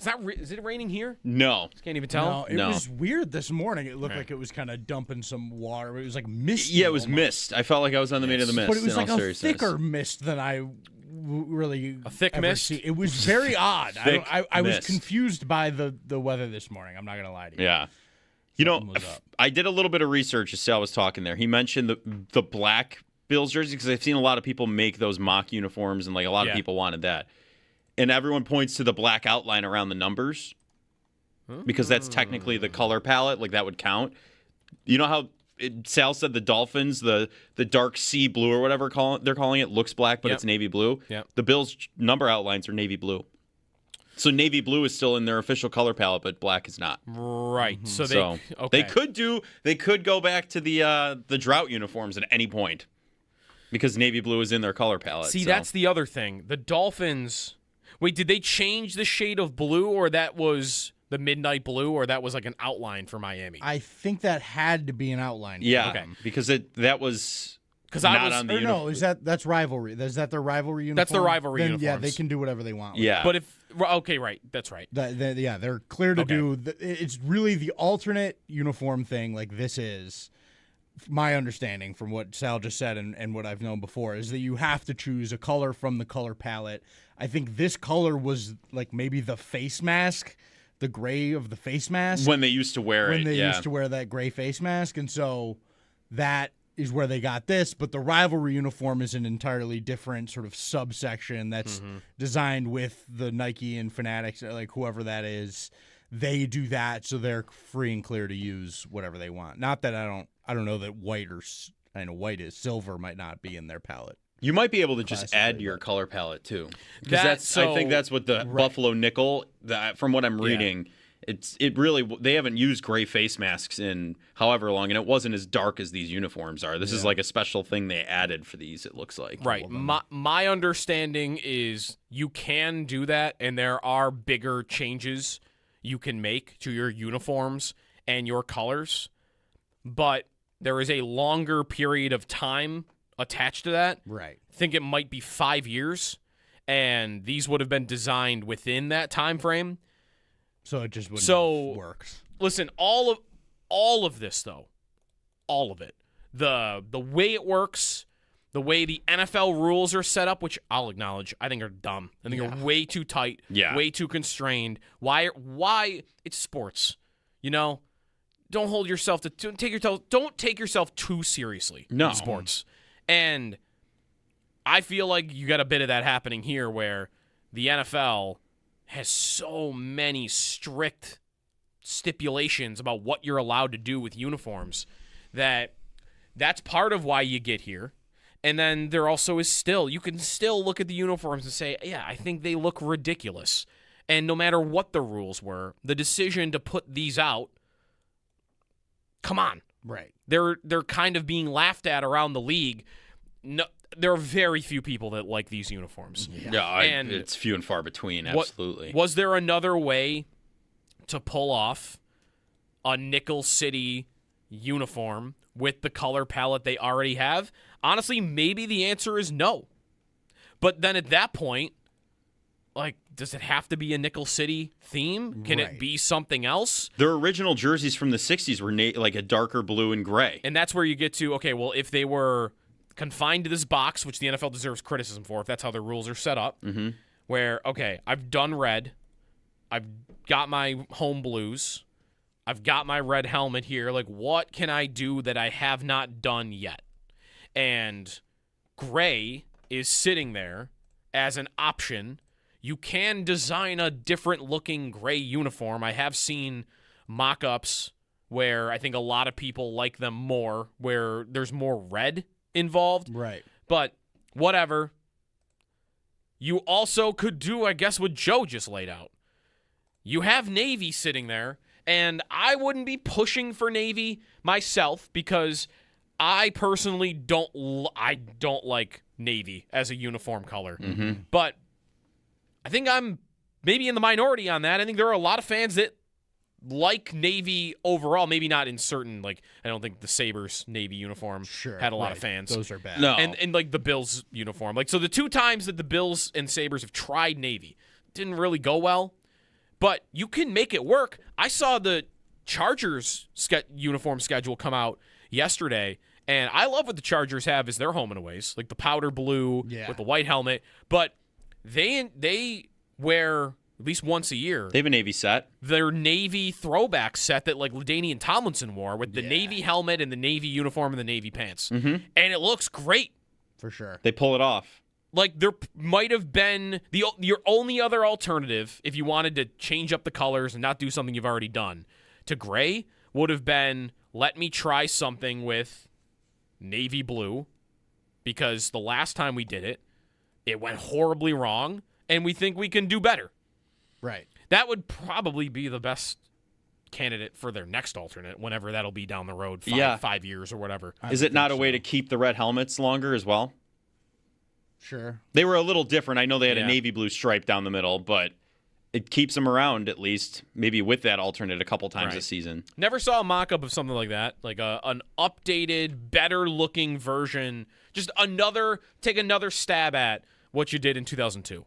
Right. Because you did not do a good job on those ones. Well, you wonder They what it were would look horrible. like as like a Nike set versus it was a Reebok set or whatever it was at that Reebok, point. Yeah. and it was weird striping. Shiny. Like it was Right. Different Glossy blues. almost. Different blues all around the roster. I remember, I could probably find this photo. When Terrell Owens scored a 98-yard touchdown against the Jacksonville Jaguars, I saw that play back years later, and I'm watching it, and one of the replays is from the back camera angle, and Fred Jackson is running behind Terrell Owens as Owens is running into the end zone. And their jerseys are different. I forget what's different. I think it's the red stripe. Oh, man. One of their jerseys has, like, they weren't even consistent within their own team. I'll find that photo. Put that out there.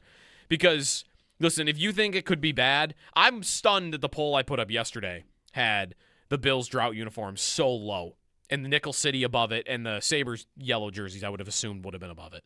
But those Bills' drought uniforms were so bad. They weren't even consistent within their own team. Yeah. I mean, you have a point. Yeah. I think you're starting to turn the corner, though, generation-wise, where the slug is getting more appreciation and those are getting, because people grew up with them, like us, right? Right. Like, we're a couple years away from probably people wanting that jersey back as an alternate. I think that jersey is so bad that I don't think it'll ever get there. No? The Bills Navy ones? Yeah. I think it'll have to be a different version of Navy. If they you just need a different style Navy uniform. I think that is down the road, though, I bet. Because, again, there's not really much else they can do that they haven't done already. Navy's in their color palette. So I bet that happens, but probably years from now. I got to find that photo. It's unbelievable that they're just wearing different uniforms on the same team, on the same field at the same time.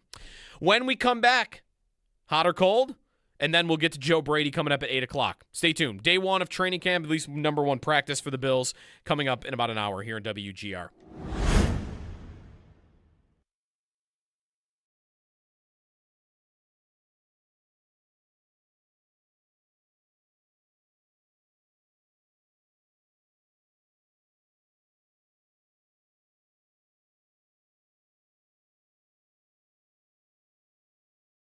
On the field, quickly, while we're on him, how critical do you think he is to their defense being better than it was last year, Gardner Johnson? Massive. Joe, I think this is one of the areas where they have upgraded the most from what they've had. And that includes Cole Bishop taking another step, but he's the same player, obviously. He's coming back. Yeah. But think about what they had at safety last year. Think about what they've had since Jordan Poyer and Micah Hyde. Now, I actually give Jordan credit. I thought Jordan was, playing pretty decent football towards the end. But obviously he was getting older. The athleticism was waning. He wasn't the same player he was earlier on, but that was your best option. Damar Hamlin. Like, how many times did we talk over the last few years about the Bills just weren't athletic enough at safety anymore? And then finally Cole Bishop shows up. You're like, okay, like, this guy can help. I mean, C.J. Gardner-Johnson is a ball hawk. C.J. Gardner-Johnson is an athlete. He is a guy that's going to, I think, change how the Bills maybe approach not only playing defense, but thinking that they can get turnovers and make big plays on balls. And I think that's a big departure over what we've had the last few years where, I'd come on here and I'd say, hey, Damar Hamlin is a steady floor safety. Like, he's a backup safety, but if you have to put him on the field, you know what you're going to get. He'll be fine. He's just not going to make a lot of plays for you. He's generally not going to get beaten a lot. Yeah, it can happen. But, you're getting a base level play. This is totally a departure from that. No, it's as athletic a safety duo they've had since That's right. Poyer and Hyde in their primes. Because That's right. Right, like, I'm thinking about the last 2 years at safety and, like, plays that I think about that didn't go well. And I think about in the AFC Championship game how 2 years ago, all Andy Reid was trying to do, let me get Damar Hamlin playing man coverage against one of my receivers. And it's not a good spot for him. And athletically, he's not going to be able to keep up with Xavier Worthy or whoever it is. And then last year, what comes to mind for me is Taylor Rapp not being able to get an angle and Derrick Henry blowing by him without him even giving a hand on Henry. And how slow he looked at the beginning of the season. He might have been injured. And then even Poyer, right? Like, Poyer was good and stable and I think really steadied that position. But we knew what he wasn't. And he was not the athlete that he once was. And if Gardner Johnson can be what he's been before, paired with Bishop, who's leaping through the air making one-handed interceptions last year, that's the most athletic safety duo they've probably had in like 3 to 4 years.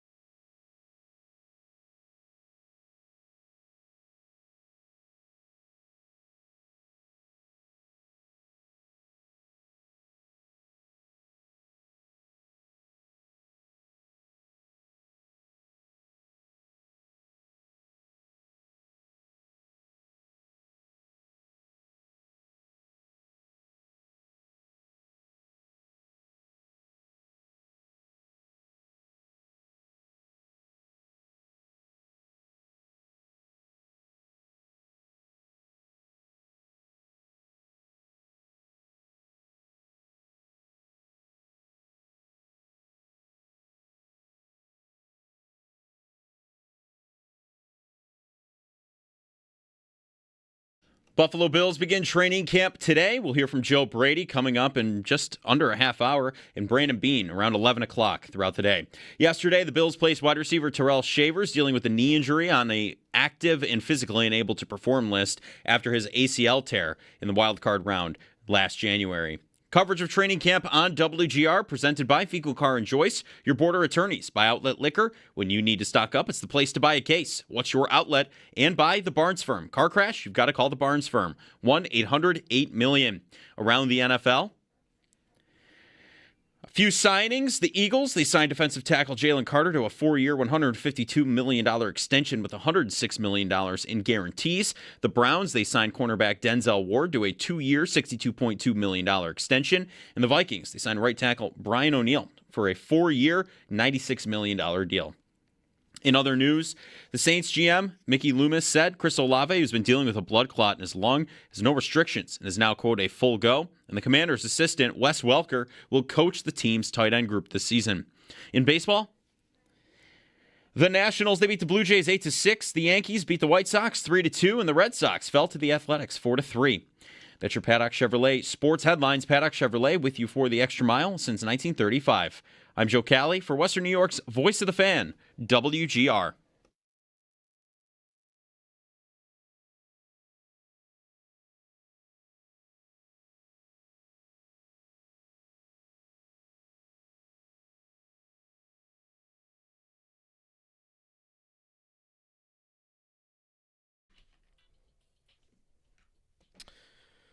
Good morning. It's the morning of the first practice of Bills training camp, and we are less than an hour away from them being on the field. It's Jeremy and Joe, and Jeremy's off today. St. John Fisher, Sal's heading down for the Joe Brady press conference. We'll have that live in less than a half hour here on WGR. Now, though, it's time for Hot and Cold, Hot or Cold, brought to you by Belknap Heating and Cooling. For more comfort and less ka-ching, give Belknap a ring. Take it away, Joe Cali. I'm very excited for what we've got today. Do we have any C.J. Gardner-Johnson stream things? Yes, yeah. We'll start with that. I got a food one in here, too. A couple, maybe. We'll see what happens here. Always good to have a food one. And Dan Orlovsky had an interesting quote yesterday on pedicures, so we're going to get to that as well. We've got a couple trips. I can't imagine what that is about to be. I know. Dan Orlovsky on pedicures. He's got a take on pedicures, people. We'll see if it's hot or cold. Yeah, but I haven't heard this either. I'm but first, borderline concerned about it. Yeah, I know. With C.J. Gardner-Johnson, that whole situation, people have to pump the brakes. That's the take. People need to pump the brakes. You and Sal talked about it a little bit this morning. The fact that he's out here streaming and he immediately shut it down when Joe Brady asked him to. We're already talking about him being a problem in the locker room, all of that. No. It's ridiculous. I think that we're going way too far with that way too early. He definitely, hot on that take. Excuse me. Yeah, no, hot on the take. Hot. Yeah. Hot is good in this hot is good. context. Yes. We're hot on it. They definitely don't have a problem right now, I don't think. Could one develop down the road? Maybe. Sure. But I think this is part of what teams like the Eagles do that I can be jealous of sometimes. Big personalities, drama, and headaches, lot to manage. Fine, we'll do all of it in the name of the talent that the player's giving us, right. And we're gonna manage it. We're not gonna run from it. I know they traded A.J. Brown this offseason, but they have dealt with that sort of thing for years. That's the one team, by the way, C.J. Gardner-Johnson, as Sal pointed out, has gone back to twice. And I feel like far too often it's, if I'm the Bills, I don't need it. I don't want to deal with that headache. No, deal with the headache because if it works, you're getting a great player. Right. I'm with you. I think that this kind of thing, this kind of player, this kind of situation is the thing that I think every great sports team has some player that will do stuff like this. Mm-hmm. And that you have to just sort of understand, all right, it's going to be fine. What happened yesterday? Joe Brady asked him to turn it off, and he went, okay, coach, and he did it. Yeah, he told the chat it's over, we're shutting it down, and that's it. Right, and okay, is there anybody hurt by that? Is that No. Is anybody in the Bills room or organization mad? He didn't flip about the that? camera on anybody, Right. like anything like that. It's fine right now. Let's make that clear. Right now, it's fine. He could go up today, and if he's doing it in the training room after Brady told him yesterday not to do it, Could be an issue. Then we could, obviously, like you mentioned, we could run into something. But I saw countless tweets yesterday, like, "Well, we know this is going to end well." Like, okay, chill out, everybody. I know that this guy's got the rep, but let's give him a second here. Maybe He's got the rep. It's the honeymoon phase right now where you don't have to worry. I'm sorry. Even Diggs on the Patriots, A.J. Brown on the Patriots more this season. Maybe that honeymoon phase has already fallen through. We've seen a couple quotes already come out about how he's not getting the ball from Drake May in practices, but they'll be fine. I think you're fine at this point. If the Bills start losing, I think that's going to be a loud voice in the locker room that's frustrated. Don't get me wrong, right? That is going to be, I think, where it would first get interesting. Yes. Is if there are struggles and he is willing to be vocal about that, how will that go over? How will they deal with that? Because that, to me, is that what Diggs did? Is a part of what they grew tired with Diggs. Now, Diggs, though, didn't do it in public. Diggs did it internally. He kind of ended up doing it in public, though, with the arms up on the sideline in the Bengals game, I guess. Yeah, but But that's not going in front of a microphone. Right. Yeah, that is just. Or a live I'm stream. mad if my guy doesn't do something like that. I'm more concerned. I want some of that. I don't want a ton of it. I want some of it. I think Gardner Johnson is fine. I think the thing from yesterday is more funny to me than it is anything problematic. Yeah. I totally agree. I think it was honestly funny, and I'll bet you that Brady doesn't mind that it happened, or nobody minds that it happened, and is like, whatever. He had one earlier where he caught Allen on camera, and Allen kept peeking in and smiling into the camera. It's a bit. Everybody on the team knows what's gonna they know what's up with him. Mm-hmm. They know who he is and what he represents, and they've welcomed him in. And so everybody should understand and not be freaking out about this. Yes. Because if you're freaking out about this, you're in trouble. Right. 100%. He's going to do something else. 100%. And you've got to be ready for that. Mm-hmm. So there was a controversy I saw compared to this of yesterday that it's not nearly as bad. Antonio Brown in 2017 was live streaming in the Steelers locker room after a game, I believe. Yeah. And Tomlin was not happy with he that. flipped. Yeah. Yeah. That's after a game, though. And what was the result? Did they lose that game? I'm pretty sure. That guy was a bigger distraction all the time than this guy is. And again, sometimes it's about managing a guy like that because it's going to be worth it. Antonio Brown, while he was doing all of that, and I'm sure being a headache for the Steelers, was the best receiver in football. Yeah. Right. And then Tampa, with even more information on how much of a distraction he was, said, yeah, we'll deal with this. We'll manage it. And then he went there and they won the Super Bowl. Right. And then he took his jersey off and ran off the field. Just as long as you don't have a team full of guys like that, even then I think it could be fine. That's kind of been the Eagles. But one guy like this is going to be totally fine, and he hasn't even really done anything yet. Right. Exactly. All right. What's next? We'll head to the food take. We talked about soup ad nauseum a couple weeks ago, right? We did. What is a soup? We talked about what is a soup. What is classified as a soup? Yeah. I'm here to argue today. Oh, God. Soup should be classified. It should not have its own classification. It's just a drink. You know when summer is ending and football is here is when I hear a take like that and I'm just like, more soup classification talk. Right.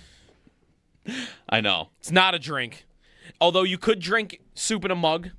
That's what I'm saying. That's the argument for it. I've seen that around. Isn't it always tomato soup, though? I've seen a chicken noodle. The broth, right? Chicken noodle or broth in a mug. Mm-hmm. Sure.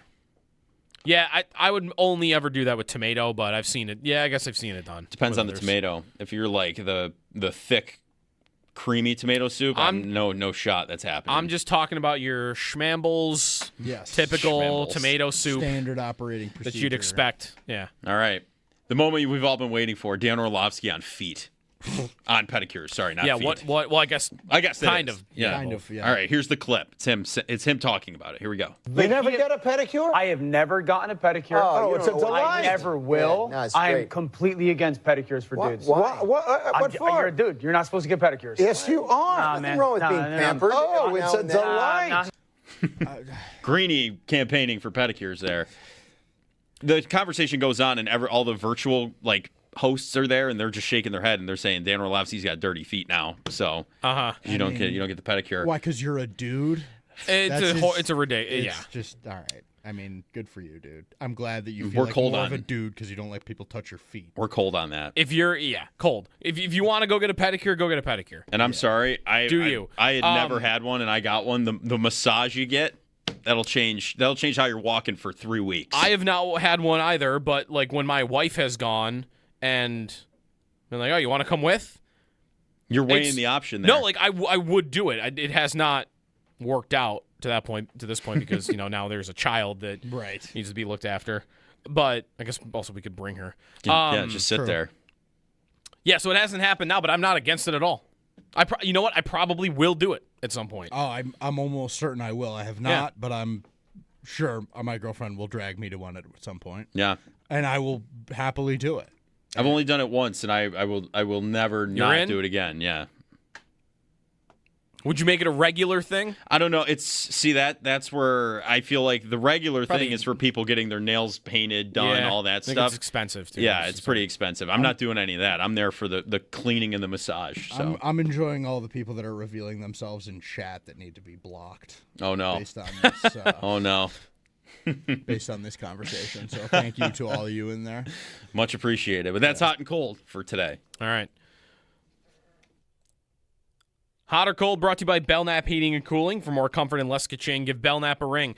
Time out here. Joe Brady coming up at 8 o'clock. We'll hear from the new Bills head coach upon his first training camp with the team in this role. Of course, his 5th camp total. Quarterback coach, offensive coordinator, now the head coach. That's coming up at 8. Stay tuned.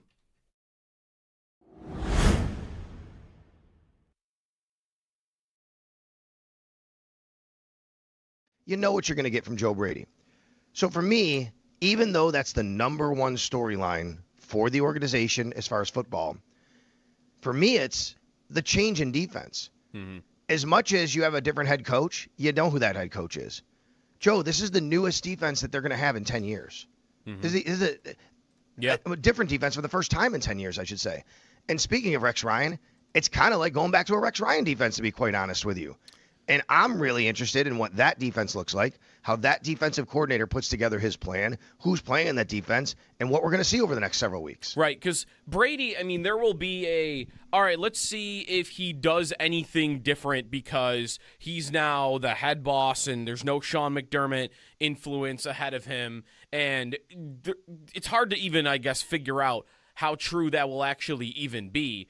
There is also, he has DJ Moore now. Things could be different on that front from where he's been as an offensive play caller before. But you're right, the major change you would expect to be with Jim Leonhard on the defensive side of the football. And from a watching practice perspective, Sal, and especially once the season gets rolling, it's going to be interesting just to see what people are being asked to do. Right? Or also, not even, I guess, hey, what position is Greg Rousseau always lined up at? Or where's Michael Hoyt playing? But who's on the field, right? And what does it look like? Yeah. Are all the guys standing up on the line of scrimmage? I'm trying to think back to when Rex was the head coach. And I know, I'm sure that defense has evolved a bit with Leonhard over a decade. But what I remember about that style of defense was there were guys in different positions all the time that were upright a lot or had a hand in the dirt and were moving around. Because I think the whole game for that style of defense is the offense shouldn't be able to know who is coming after them. All right? We might only even send 4, but you want them to not be able to predict which 4 it is. And I don't know, guessing at where players will line up and how many linebackers will be on the field and how many corners will be on the field would just be really hard until we actually get to see it. I agree. there's only so much we can get from camp when it comes to the new defense as far as personnel. What we can get from camp is scheme, a little bit. Now, they're not going to unveil everything here, right? There's probably going to be a lot of surprises that really you see for the first time in Houston. They're not going to want to show their hand, so to speak. We understand that. But they're going to have to practice. They're going to have to get used to what they're running here. So as far as scheme, we can start to see that. Then we can see maybe what they feel about certain guys, how often they're on the field, and rotating in at the D-line. We're watching an inside linebacker battle. We're going to see, outside corner, see where Davis Igbinosun is compared to Max Harrison, how they fit in the scheme. Mm-hmm. But what it looks like, the 3-4, how many guys are down.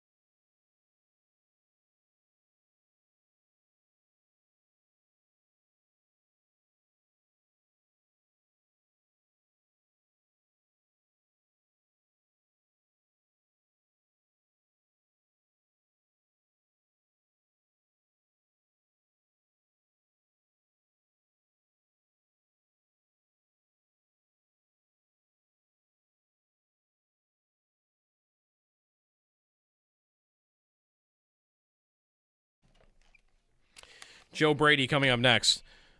I was a big roller coaster kid growing up. I just saw a headline. There's a new roller coaster that broke 6 world records at Six Flags Great Adventure. Tallest and fastest spinning launch coaster. Well, that sounds like everything. Whoa. They may have to take a little trip. The Odyssey to Six Flags, whatever. Six Flags Great Adventure, which I think I've been to. I think it's in New Jersey. Yeah. Oh, okay. Yeah, I've been there because they did have the tallest one in the world. I don't know if it still is. 382 feet tall. That is not the tallest roller coaster. Oh, it's not the tallest and also the fastest. It's the tallest fasting spinning. Okay, now I'm out. Here we go. Too many classifications here. All right. Joe Brady's at the podium right now. All right, he's early. That's a good sign for the new head coach. We'll bring him to you right here. Act of when to push the team harder and through stuff and pull back the reins a little bit, being this is your first time as a head coach. Yeah, I think you have there's a mentality that I want us to play with, and look like I think this is perfect, right? It's the first day, 8:30 practice, raining. Like that's what I want. Like this has got to be a tough camp, right? And you get a pulse of the team and where you want it to be, come certain levels of camp, but like you want it to be hard, right? Like this isn't supposed to be just fun. Like, oh, we're fun. We're going to training camp. Like we want to push you. We want the guys to feel some type of way, and I'm excited for us to figure that out and learn and go through it all. Bill, can you give us some injury updates, guys who are not going to be able to practice, that type of thing? Like anybody coming off surgeries or whatever is going on medically?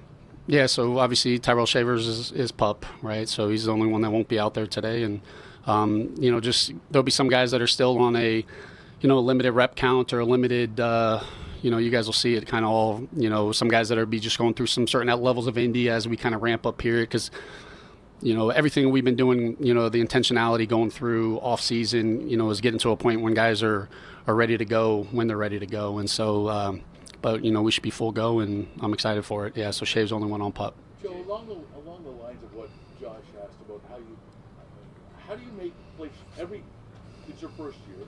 All first year coaches place their stamp on the team. How do you go about doing so? And I don't want to use this as an example of calling out CJ Gardner-Johnson, but yesterday there was something that came out on social media where you advised him to not live stream in locker rooms or in training rooms. It was just politely you asked him to do that. Yeah. How do you get that message across? And how do you place your stamp on this team in that way? Because you are a new coach and it's different than Sean. Yeah, I'm just being myself, right? Like I'm not trying to be anybody that's all I know, right? And there's this is year one for everybody. Like I told the team, like we've never been here before, right? There is no like, oh, you know what training camp's like, or that's when you fall back into the assumption of like, oh, okay, you start thinking like we've always thought, right? And so, but I can't be anybody that I'm not, right? I'm going to act the certain way. There's standards and there's a personnel that I want us to be about, and that's what we handle in team meetings. And if I see things that is not the standard or living up to it or is getting in the way of it, then I'll address it. But something like that was not an issue. That was not a concern, right? But yeah, no, I'm comfortable in who I am, and I can't try to be anybody that I'm not. Joe, what's the thought behind earlier practices than we've seen in years past? Being able to just maximize the full day, right? We get a certain amount of time constraints, and I don't want to have dinner any later, right? But I want to be able to, make sure we're getting as much meeting time. And I think there's a mindset and a personality of like, let's wake up and let's go. Like we say all the time, right? And fortunately, we got Josh Allen, Buffalo Bills, right? We play every day of the week, time of the day, and so I think it's just a mentality and an approach to like, let's wake up, let's put the ball down, let's go. Joe, we saw Michael Hoyt ramp it up at minicamp. How did he come through out of that through the little summer break and now? Yeah, he's another one of those guys that, like Sal was saying, was asking about that. He's going to be out there today taking team reps, and it's all a process, right? Like, again, there's a ramp up period to training camp, right? Like every guy's going to come off the field, including myself, probably including all of you guys. That's like, man, that was it. There's only so much we're allowed to do based off of some of the time constraints, right? And so I hope that the tempo in which we practice and, but we're working towards something. So, you might look at reps today and be like, oh, this person only got this many reps. It's just a product of some of the team periods. But a guy like Hoyt, he did an incredible job with his rehab. Some of it is always just holding him back from himself, right? Like if it was up to him, he'd take every single rep today. But he's going to be out there in team, and I'm excited to see him just continue to progress.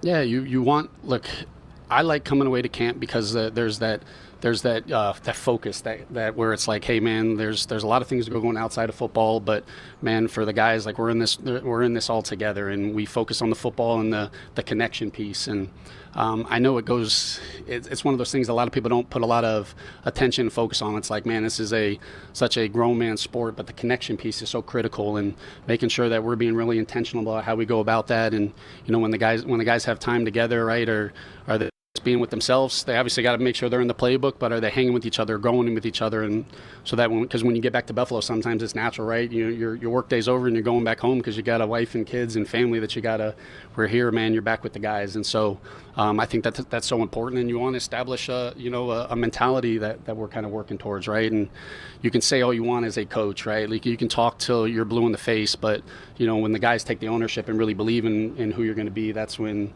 I think it comes to life. And so I think training camp is where you kind of are convicted on that. Joe, why only 2 weeks of that instead of 3 as it's been last few years? Look, I think we're going back to the stadium, right? And so I think there's something to me wanting to get into a mindset and an approach of like, hey, what are these game weeks going to look like, right? Like we come back, we have the red, blue, we come back, we're in a routine of, it's not necessarily going to be a game week, right? But we have that preseason game and just getting the guys back into the routine of like, hey, what this is going to be looking like. It's still training camp schedule. There's no difference with it.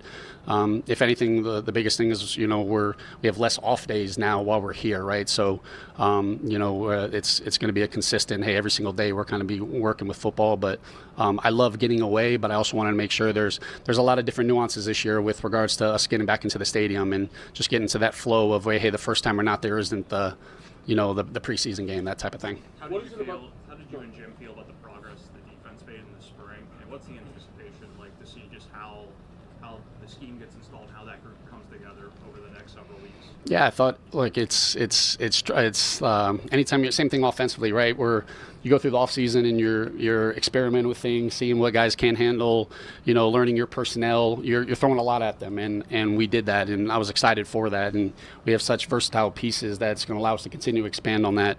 And then you get away, right? And you kind of you do some self scouting, like, okay, hey, do we continue to need that? Do we need this? And what is that going to look like? And then we're going to get in. So we trimmed our menu a little bit. Then we get into training camp and kind of fine tune. And once pads come on, you're really going to get a feel of some of the technique. Like it's really hard to evaluate, technique from a D-line, offensive line standpoint without pads, right? And so that'll be such a critical component come next week when the pads come on. But like the personality that obviously Jim has and the defense and the buy-in that they have. But again, right now, it's once the pads come on, we'll really see it come to play.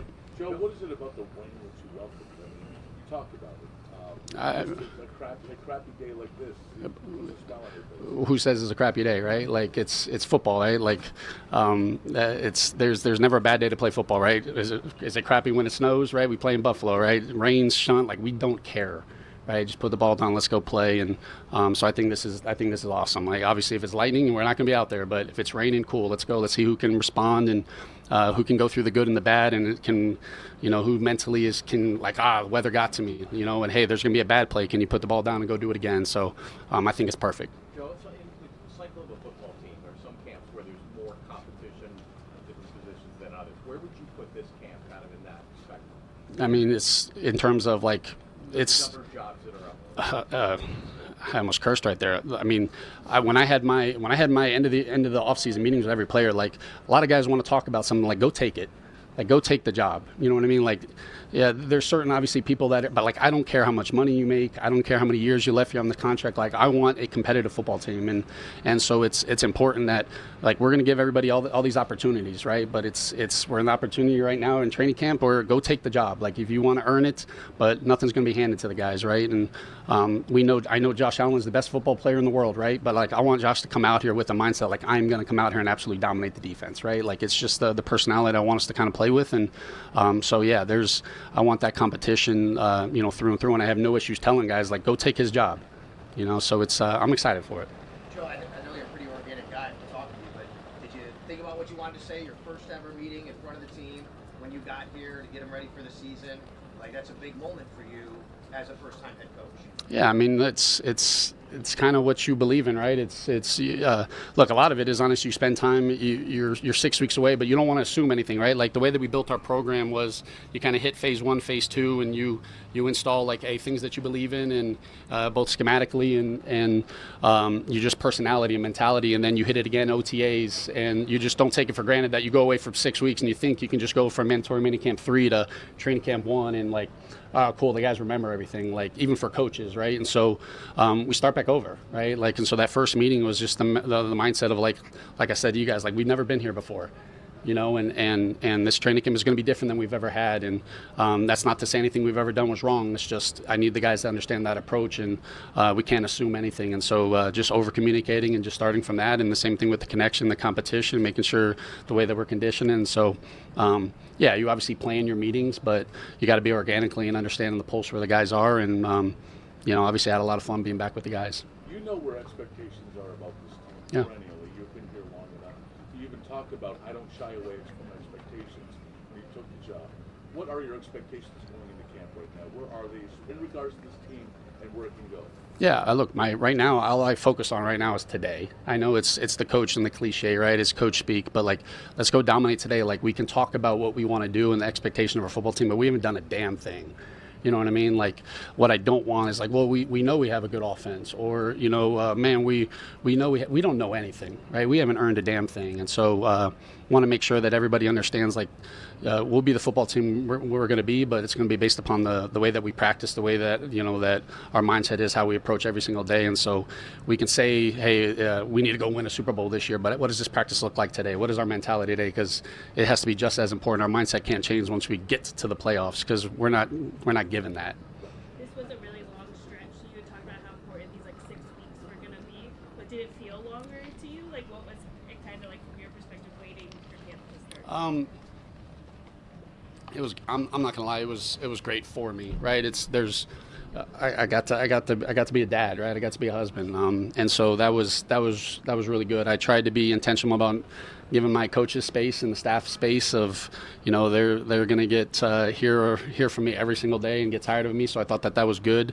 Probably you guys good not hearing from me as well. But no, it was, you get that itch on the way to come back, right? And it's like, okay, it's football, and look, it's tough. You drive down the road, like, we're all human, right? We're all away from our families, and obviously, I'm away from my kids and my wife, and there's nothing that we can do that's going to make that worth it. Like, you're being away from your family, but like, let's make sure that what we do is meaningful, and so the 6 weeks was tough, but I'm ready for football again, and I needed it.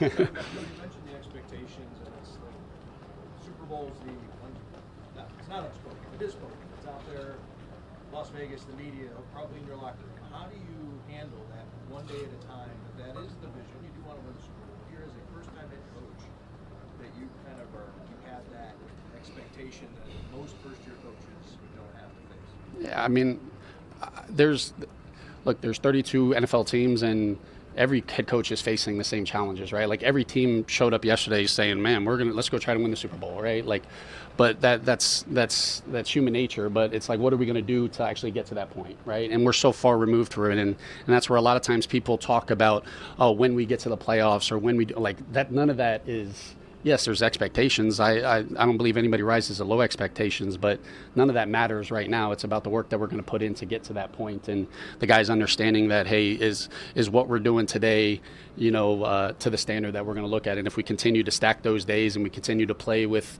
the mentality and the personality that I expect us to do, then we can get to those points. But we're so far from that, and today's just the first step of us being able to showcase what that looks like. And there's going to be bad, right? Like, I want there to be mistakes today. Like, that allows us to be able to coach off of it. So there's going to be stuff like, man, that's sloppy, but it's good. It's great from the team meetings, great for the unit meetings to be able to showcase, what that looks like and how we can, clean up the standard. Do you feel like you have a grace period, though, that that most first-year coaches, there's a runway, and now you're set right in there. You're about, in the grand scheme of things, and where the organizational arc is. Yeah. I like to think that there's not a head coach in the league that buys into a grace period, right? Like, that's not how our brains are wired and think. I know that's not, and I can't speak for everybody, but that's not how my brain is wired. Like, I said that in my first press conference. Like, I understand what comes with this job, but that's what I wanted, right? Like, I want the guys to understand that comes with it. I have no pressure. I don't feel any pressure. And that's not in a negative way, but I wake up, I work, I try to do the best job, the best I can do, and get my guys and put them in the best position to have success and let it go from there. But I don't think we're wired in a way to be like, you know what, we have a grace period, whether we do or whether we don't. Dalton, we talk so much about him getting his body ready, getting as strong as he can in the knee. Where is he at entering camp? How good do you feel about where he's at physically? Yeah, you guys look like the weather's getting to you guys a little bit, huh? All right, we got to get the personality of our beat, But we got a bigger tent, Boyko. No, I think Dalton, man, he had such a great offseason, right? And he had a great, in the conditioning test yesterday, absolutely knocked it out of the park, right? And we wanted to challenge the guys with it, but in a great place, excited for him to go through training camp, and you guys know how impactful he is on our football team. Coach, Brady, how do you describe your coaching style? How would you describe your head coaching style? Yeah, look, I try to be authentic, right? Like, I think there's growing up, everybody always used to talk about, like, there's an old school coach and there's a player's coach, and I have no clue what that means, right? Like, an old school coach means it's like everything's black and white, and it's my way or the highway, and then the player's coach, sometimes it gets the, sometimes people talk about it like you're a pushover, like the players just run the show. And I believe the best coaches can hit both spectrums, right? Like, just because I'm empathetic doesn't mean I'm weak, right? And I think in order for you to be able to relate to your players, you have to be empathetic and understand what pushes them and drives them. But I'm going to be myself, right? And I might not necessarily show energy with you guys and personality with you guys, but the guys know who I am, and I feel comfortable in that. And that's going to be my coaching style. Thank you. Awesome. Good. Awesome. Appreciate you guys. All right, there's Bills head coach Joe Brady. They will be on the field for practice in just under 20 minutes. We'll take a timeout here. We are We blew through that break so we could bring you Brady's press conference. So we'll get to the top of the 7 o'clock hour here break here. And then we'll come back. We'll talk about what we heard from Brady and all about what we're going to see at training camp. It's rainy there at St. John Fisher. So if you are heading in right now to practice, hopefully you brought a raincoat or an umbrella or just, sit out there in the rain. That's fine too. Bills practice about to begin. We'll talk about it next here on WGR.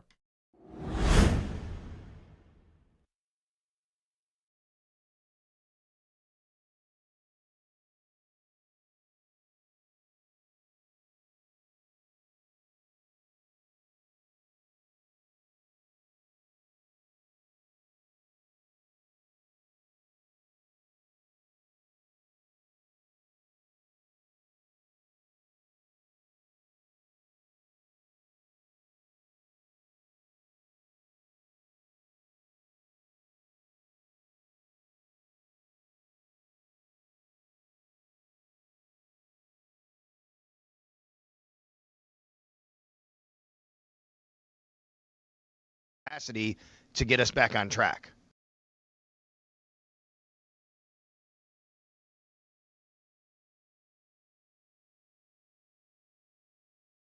On the field, quickly, while we're on him, how critical do you think he is to their defense being better than it was last year, Gardner Johnson? Massive. Joe, I think this is one of the areas where they have upgraded the most from what they've had. And that includes Cole Bishop taking another step, but he's the same player, obviously. He's coming back. Yeah. But think about what they had at safety last year. Think about what they've had since Jordan Poyer and Micah Hyde. Now, I actually give Jordan credit. I thought Jordan was, playing pretty decent football towards the end. But obviously he was getting older. The athleticism was waning. He wasn't the same player he was earlier on, but that was your best option. Damar Hamlin, how many times did we talk over the last few years about the Bills just weren't athletic enough at safety anymore? And then finally Cole Bishop shows up. You're like, okay, this guy can help. I mean, C.J. Gardner-Johnson is a ball hawk. C.J. Gardner-Johnson is an athlete. He is a guy that's going to, I think, change how the Bills maybe approach not only playing defense, but thinking that they can get turnovers and make big plays on balls. And I think that's a big departure over what we've had the last few years where, I'd come on here and I'd say, hey, Damar Hamlin is a steady floor safety. He's a backup safety, but if you have to put him on the field, you know what you're going to get. He'll be fine. He's just not going to make a lot of plays for you. He's generally not going to get beaten a lot. Yeah, it can happen, but, you're getting a base level play. This is totally a departure from that. No, it's as athletic a safety duo they've had since That's right. Poyer and Hyde in their primes. Because That's right. Right, I'm thinking about the last 2 years at safety and plays that I think about that didn't go well. And I think about in the AFC Championship game how 2 years ago, all Andy Reid was trying to do, let me get Damar Hamlin playing man coverage against one of my receivers. And it's not a good spot for him. And athletically, he's not going to be able to keep up with Xavier Worthy or whoever it is. And then last year, what comes to mind for me is Taylor Rapp not being able to get an angle and Derrick Henry blowing by him without him even giving a hand on Henry. And how slow he looked at the beginning of the season. He might have been injured. And then even Poyer, right? Poyer was good and stable. Yeah, look, and right now, really all I focus on right now is today. I know it's the coach and the cliche, right? It's coach speak, but let's go dominate today. We can talk about what we want to do and the expectation of our football team, but we haven't done a damn thing. What I don't want is we know we have a good offense, or man, we know we don't know anything, right? We haven't earned a damn thing, and so want to make sure that everybody understands we'll be the football team we're going to be, but it's going to be based upon the way that we practice, the way that that our mindset is, how we approach every single day. And so we can say, hey, we need to go win a Super Bowl this year, but what does this practice look like today? What is our mentality today? Because it has to be just as important. Our mindset can't change once we get to the playoffs because we're not given that. That's Bills head coach Joe Brady. Day one of training camp, St. John Fisher. Josh Allen just walked onto the field. So practice about to get underway in just a couple of minutes with some injury news from Brady's press conference there as well. Good morning, it's Jeremy and Joe. Jeremy's off this week. Listening to that Brady clip and that Brady press conference, one thing that I thought throughout it, which I'm not surprised by because this is kind of how the Bills have operated for years, and Brady is just a continuation of that, they are so afraid to talk about the Super Bowl. in any press conference, in any setting, whenever expectations is a question or comes up. And again, I get it. Like, they're probably coached to talk about it that way. Like, don't talk about the Super Bowl. It's day one of training camp. But that is the disconnect right now between fans and the team. All fans want to know about and talk about is this team going to win the Super Bowl? And then over here, they just won't, they will not give into that at all. And again, I think that's probably how they have to operate. I mean, what would happen if they started talking about, like, yeah, we know, if Joe Brady sat up there and said, like, I know we have to win the Super Bowl. I know that's our expectation, and I think that's fair. I don't think he would make a lot of headlines saying that if he guaranteed they'd win the Super Bowl. Yeah, the guarantee would do it. That's very different. I just feel like they are very careful to not talk about it. I think there's probably a thought that any sort of bringing it to the forefront or making it a big story about, like, well, the Bills are clearly thinking about the Super Bowl is not going to do anything for them but hurt them or put more pressure on them than they already have. And we just heard him get asked like 3 different times in that press conference, how are you going to deal with the pressure? And right. I think the answer to that, which he showed, was, well, we're going to work hard every day and not try and think about it. And that is, I think, the advice that a lot of people would give you. Yeah. It's not satisfying as a fan to want to hear your new head coach that's like supposed to be the guy that's going to get you over to that spot. You want him to say, I know, and I want it too, and I blah, blah, blah. You want him to wax poetic about what it would be like. But that does not serve anybody but a fan. It doesn't serve him. It doesn't serve the team. It doesn't serve Josh. And so why are you going to do it?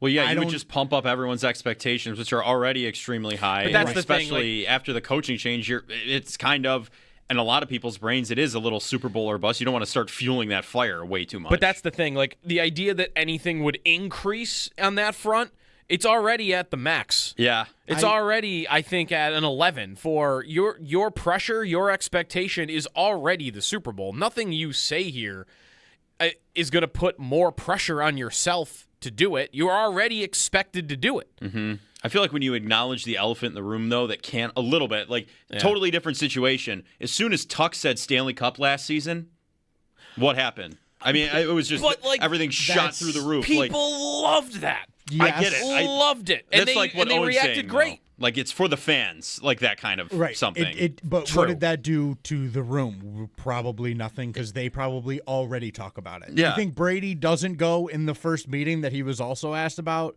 talking to the team?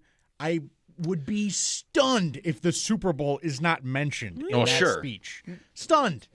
Maybe. It's got to be. That's the whole thing. If I not, mean, that's you don't think he could have sounded the way he just sounded with the team? Oh, absolutely like, not. Guys, I don't want you to focus on February. Like, I want you to worry about today. Let's do this, this, and this, and let's get to tomorrow. I think the tone is very similar in that way, but it's much stronger at the end of this is why we're doing it. Mm-hmm. It's for this. Yeah. And you guys know that. I know that. We all know how close we've been more than anybody out there, and we know why we're doing it.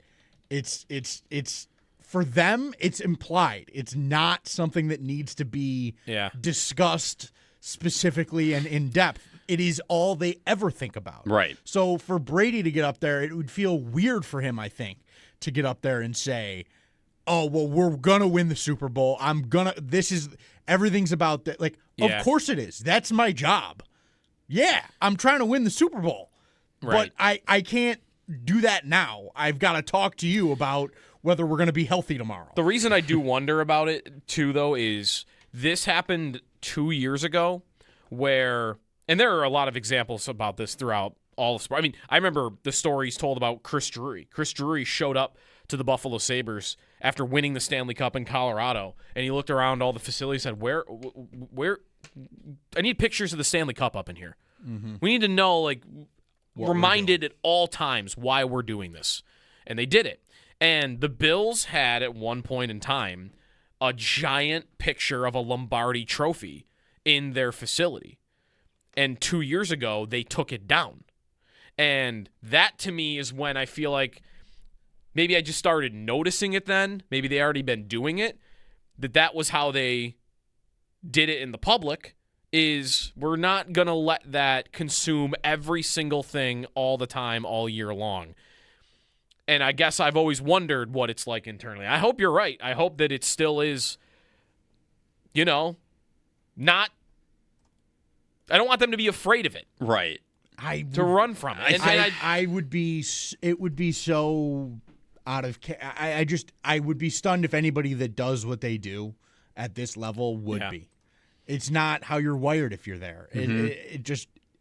It could go with the mindset of, like, well, what do we want to be? We want to be loose, and we want to be free, and we want a more positive energy around the building. Right. And they might think that putting Lombardi trophies all over the place and talking about it all the time just makes everybody tight. It's like saying Beetlejuice 3 times. I mean, you're just waiting for something bad to happen, I feel like, at that point. That's a little superstitious, but I don't know. I think the elephant in the room is 2 inches away from their face, and they all know what's going on. Like, they're staring it down. Anyways, like, it's tough. Like, we were guessing at also, like, what they're doing behind closed doors. I mean, and we knew they took down the Lombardi Trophy 2 years ago. Yeah. But this is just more about press conference analysis, which, hey, season's begun. Here we go. Is this picking apart every word? Are you fine with football is back? Are we officially there? Absolutely not.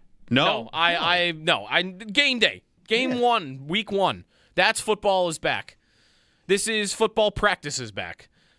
This is practice. Right. Go bring up the Allen Iverson video right now. Is the season here? Would you say the season is here? No, the season's here on day 1. This is the before the season. This is like syllabus week. This is great. You're going to college. You're at syllabus week. That's what this is. Like, this is, except it's syllabus month.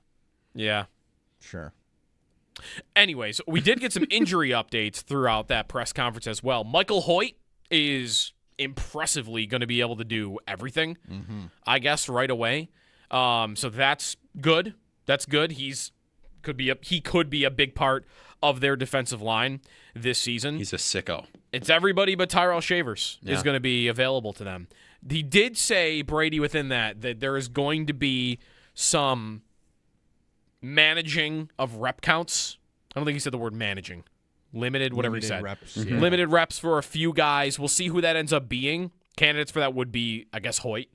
Dorian Williams would come up on that because he missed a lot of camps. Skylar Bell, as Sal pointed out earlier, had missed the mini camp. Do we see from the a couple Kincaid rumored? Yeah, that's what I was just going to say. Snaps off thing. Kincaid. Start day 1. Yep. I would bet we do. Dorian Williams has jogged out on the field. He doesn't have like a brace on or anything, so maybe he's good. Yeah, Kincaid would be the big one to watch. Like, is he someone who's limited at all during camp? He had a full off season. I mean, was he just good and ready to go? We'll see. Deion Dawkins walking out to camp right now. So Josh Palmer. It's beginning.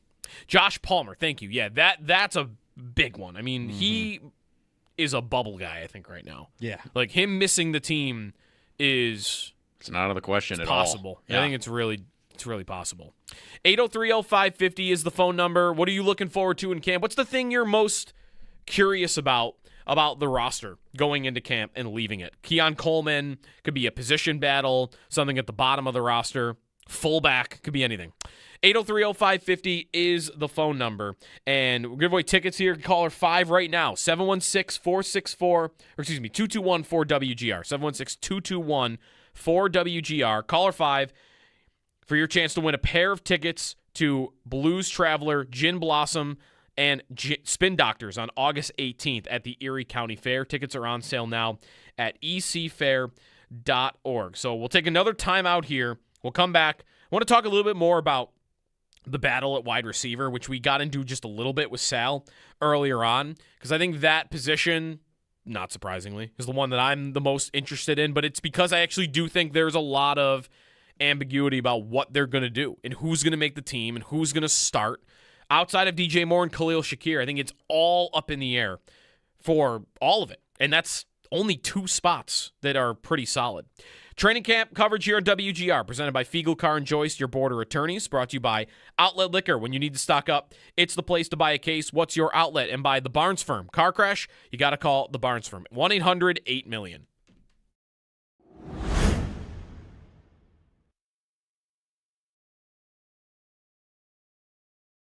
Gardner Johnson, I don't really think anything happened that was bad yesterday, but if you were online, you might have seen he was live streaming somewhere maybe in the Bills facility, and it sounded like Joe Brady told him, like, probably not in here. And then later on in the day, we had him and Deion Dawkins talking about Diggs coming back, wanting to have Diggs come back, not that he is coming back. So I don't think anything really that bad here, Sal, but just a little reminder that he's a character and there might be some stuff to watch with him, I think, once, everything gets rolling here.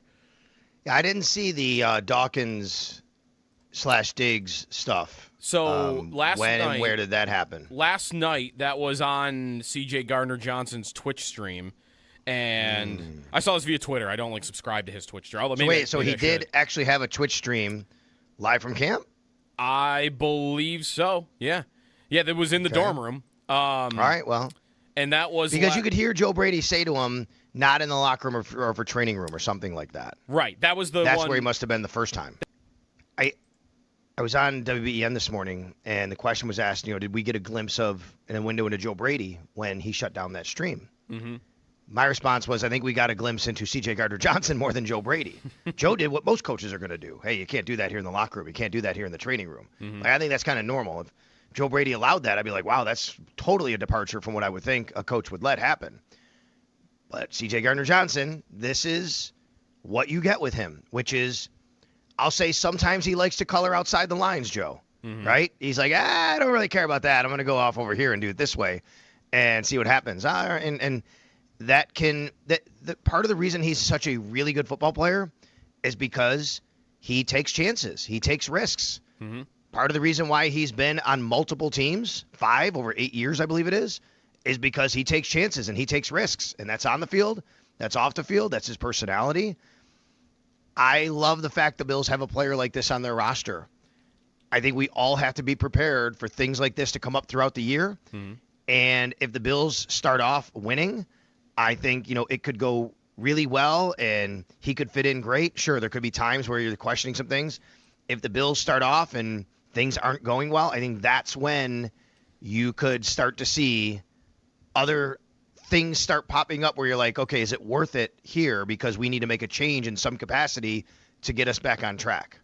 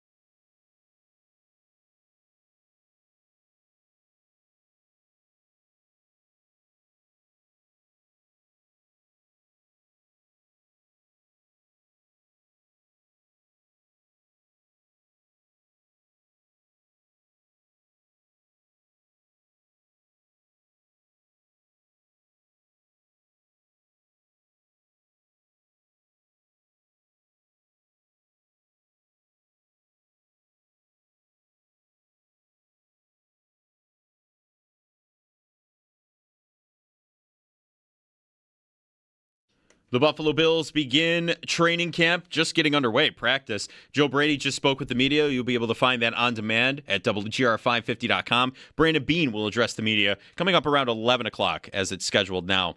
Yesterday, the Bills placed wide receiver Terrell Shavers dealing with a knee injury on the active, physically unable to perform list after his ACL tear, the wild card round last January. Coverage of training camp on WGR presented by Fiegel Car and Joyce, your border attorneys. By Outlet Liquor, when you need to stock up, it's the place to buy a case. What's your outlet? And by the Barnes Firm. Car crash? You've got to call the Barnes Firm. 1-800-8-million. Around the NFL, the Eagles, they signed defensive tackle Jalen Carter to a 4-year, $152 million extension with $106 million in guarantees. The Browns signed Denzel Ward to a 2-year, $62.2 million extension. And the Vikings signed right tackle Brian O'Neill for a 4-year, $96 million deal. In other news, the Saints general manager, Mickey Loomis, said Chris Olave, who's been dealing with a blood clot in his lung, has no restrictions and is now full go. The Packers placed Micah Parsons dealing with the knee injury on the active, physically unable to perform list. The Commanders' assistant Wes Welker will coach the team's tight end group. And Sports Illustrated's Albert Breer reports Zach Charbonnet, who's been dealing with a knee injury, is a potential close call to be ready for Week 1. In baseball, the Nationals, they beat the Blue Jays 8-6. The Yankees beat the White Sox 3-2. The Red Sox, they fell to the Athletics 4-3. That's your Paddock Chevrolet Sports Update. Paddock Chevrolet with you for the extra mile since 1935. I'm Joe Cali for Western New York's Voice of the Fan, WGR.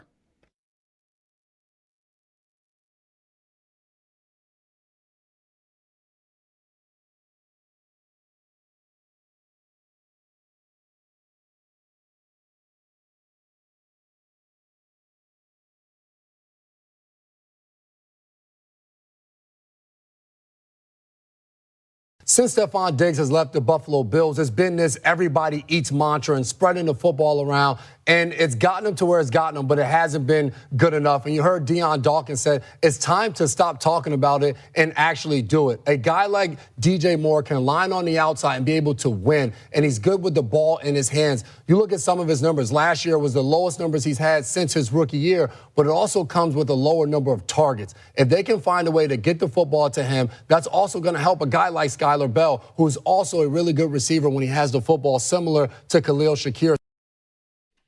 Jason McCourty on the Bills at receiver. And we do have our first development maybe at receiver for training camp for the Bills, because figuring out who's going to make the team and also what the roles are going to be, and that's going to be an avenue to these guys making the team. The bottom end of the receiving group is going to be tough to figure out because they don't really have a Tyrell Shavers special teams core guy other than Trent Sherfield. So does that mean he's just on the team? Because if he's just on the team, then you've got DJ Moore and Khalil Shakir making it. You've got Sherfield, that's 3. And now I've got probably Josh Palmer, Keon Coleman, Skylar Bell, and McCole Hardman battling for 4 spots. And who wins that job, or whether Hardman makes the team or not, might be dependent on, can we figure out returner without him? Because if we can get returner nailed without McCole Hardman having to make the team basically to just do that, then that opens us up to have a roster spot somewhere else that we might like. And the first punt return rep of training camp, saw Pat Moran tweet this a couple minutes ago, goes to Keon Coleman. Ho ho. Mm-hmm. He took a couple of reps as a punt returner last year and didn't really see anything that jumped off the page. There was actually one return I remember where he was way too far forward. Mm-hmm. Yeah, and flew it like bounced 40 yards over his head, and it was a really bad result. But Coleman, as a punt returner, that might be a way he provides them value without being a starting receiver. And he's done it. In college at Florida State, his very last year at Florida State in 2023, Coleman was 3rd in college football in punt return yardage. 300 yards on 25 returns. The only guys that outranked him were Xavier Worthy and Zachariah Branch, who have both been drafted in the league since. And Coleman, 12 yards per return, solid. He did not get into the end zone, but he's done it. So, all right, here you go. Here is another job for you to give us something where also you're not a healthy scratch, because that's another part of this, right? There is shining in training camp, shining in the preseason. There's making the team, and then there is starting, and then there is also, do you get a game day jersey? Yeah. Because Coleman was on the team last year, but second half of the year, he was a healthy scratch all the time. How are you going to not be a healthy scratch? One way to do that would be, well, I'm also going to be your punt returner. So you don't have to have Khalil Shakir do it all the time. Right. I mean, in theory, it seemed like it would work. He doesn't have to separate from anybody. He's alone back there. Yeah. You know, that's been the issue for him. He's got good hands. He is a yak guy. Yeah. Like, so far, through 2 years, I've got a player that has not been good at much. And I'm just talking on the field, not even talking about off the field. On the field, he hasn't been able to prove that he can get open. He has not consistently made catches. I mean, it's just been drops, right? Like, the stats will show you there were drops. There was a play I forgot about in the Denver game that got forgotten about because it was coming back on a penalty anyway. But Josh Allen, there was a play in the Denver game in the second half where he was scrambling around looking for somebody. And again, holding got called behind him, so it would have come back anyway. But you were in a big moment in the second half in the red zone. Allen ran around, found a wide open Keon Coleman in the end zone, and Coleman dropped it. I'd forgotten about that play. That's right. Because it wouldn't have counted anyway. Right. But imagine if it would have. He got bailed out by a penalty last year that we would have remembered. Remember him in a playoff game? Easy touchdown, slipped through his hands. He's had drop problems. And if you go back to college, his numbers in contested catches are not good. He ranked like 80th in college football the last year he was there in contested catches. The thing Keon Coleman is good at, legitimately good at, he is dangerous with the ball in his hand. He can make guys miss. The breakaway speed is lacking a little bit. Like, he's not going to outrun everybody 60 yards to the end zone, mostly. But he's shifty, honestly, and he actually makes good cuts. So, and the numbers back it up. Like, all the yards over expected numbers all back it up. And the fact that he was a punt returner in college at his size should tell you that even there, like, Florida State thought, this guy's good with the ball in his hands. We're going to make him our punt returner. The problem with the Bills' offense is you already have Khalil Shakir. So throwing a bunch of screens to Keon Coleman doesn't really help them a lot. They already have a guy who's good at that. But this would be a way to accomplish this goal. Like, let's use him at what he's best at. He's best at this point in his career when the ball is just in his hands. Right. And does that make you think that it's possible we see him used in some other ways this season? Maybe a little bit of slot action, which I know we've all talked about as being like maybe that's where he belongs anyways. Yep. Even coming into the league, that was the thought. And like, does this represent a little bit of willingness from them to play around with him? Like, what do you? This hasn't been working. You know it hasn't. We know it hasn't. It's been ugly and bad. Like, let's see if we can get something out of this for both of us here, because that's where he's at. He's at like, this is it. It's you've got to figure it out this year, or it's done. And this might be them giving him his first opportunity to find a new way to make an impact. Right. It's going to be a pretty quick eye test too, just for at least fan sake, like just watching objectively. Yeah. If he's not hitting in the first few weeks, it's going to be that might be that. So if they can get him in there and do something that he can do well, more power to you at that point. Yeah.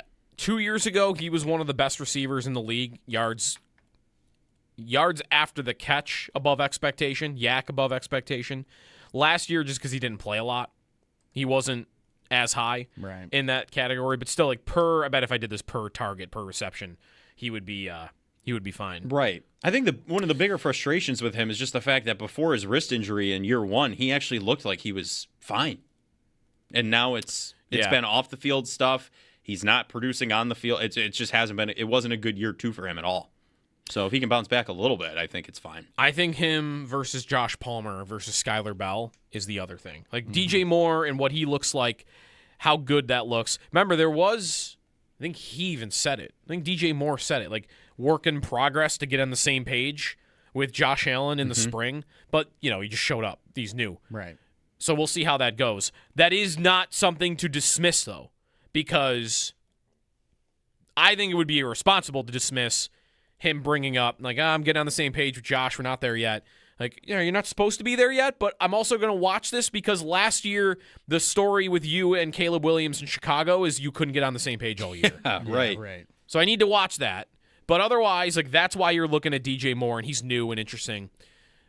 Behind him, who is their third starting receiver? And whether Palmer makes the team, like, Palmer might need to hold on to that to make the team. And I don't know who I really think. It would be nice if all three of them were looking good, and it's just a tough decision to make. Yeah. But Sal mentioned earlier, like, the best case scenario would be either Keon does it because of where he was drafted, or Skylar Bell because he's a rookie contract. And that's where I'm at. I think if you told me one of those three shined and was able to contribute this season in a big way as a third option like that, I'd pick Skylar Bell.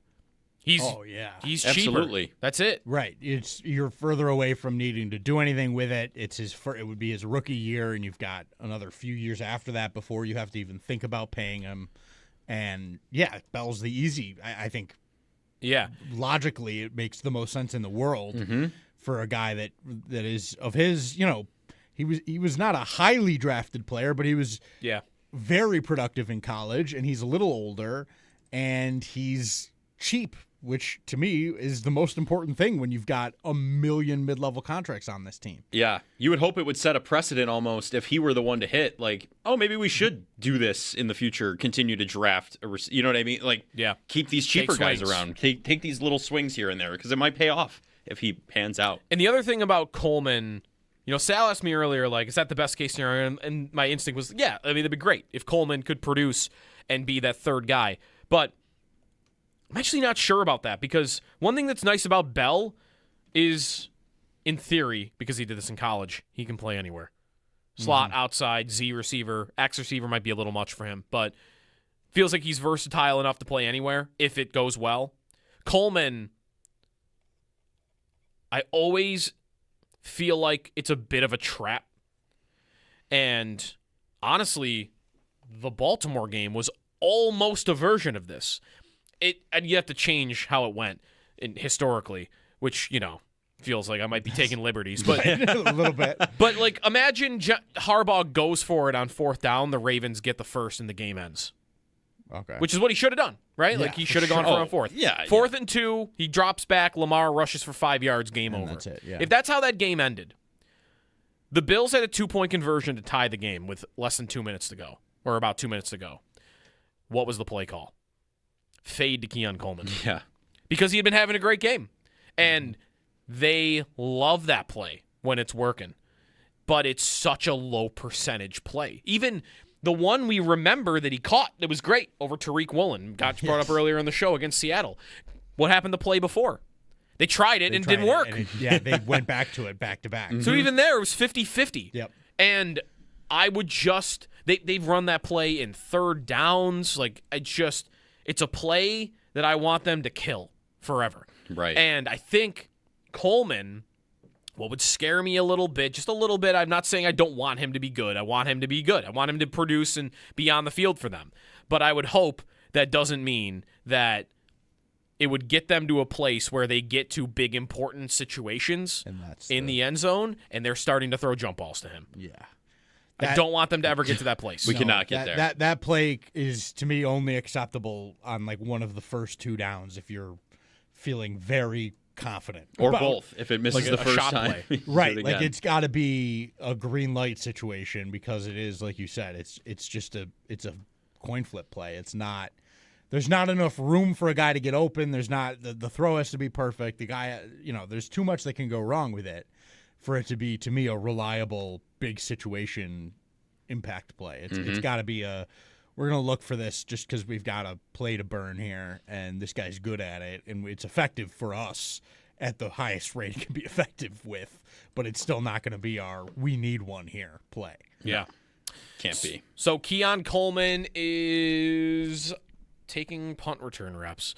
We're going to take a break, and when we come back, a very quick news item from around the league. There's a quarterback in the NFL that is already injured, and you are not going to be surprised by it. More on camp. Sal will check in with us in the 9 o'clock hour. He's on the field watching practice right now, so we'll get some live updates from him as well. It's coming up. It's Jeremy and Joe here in WGR.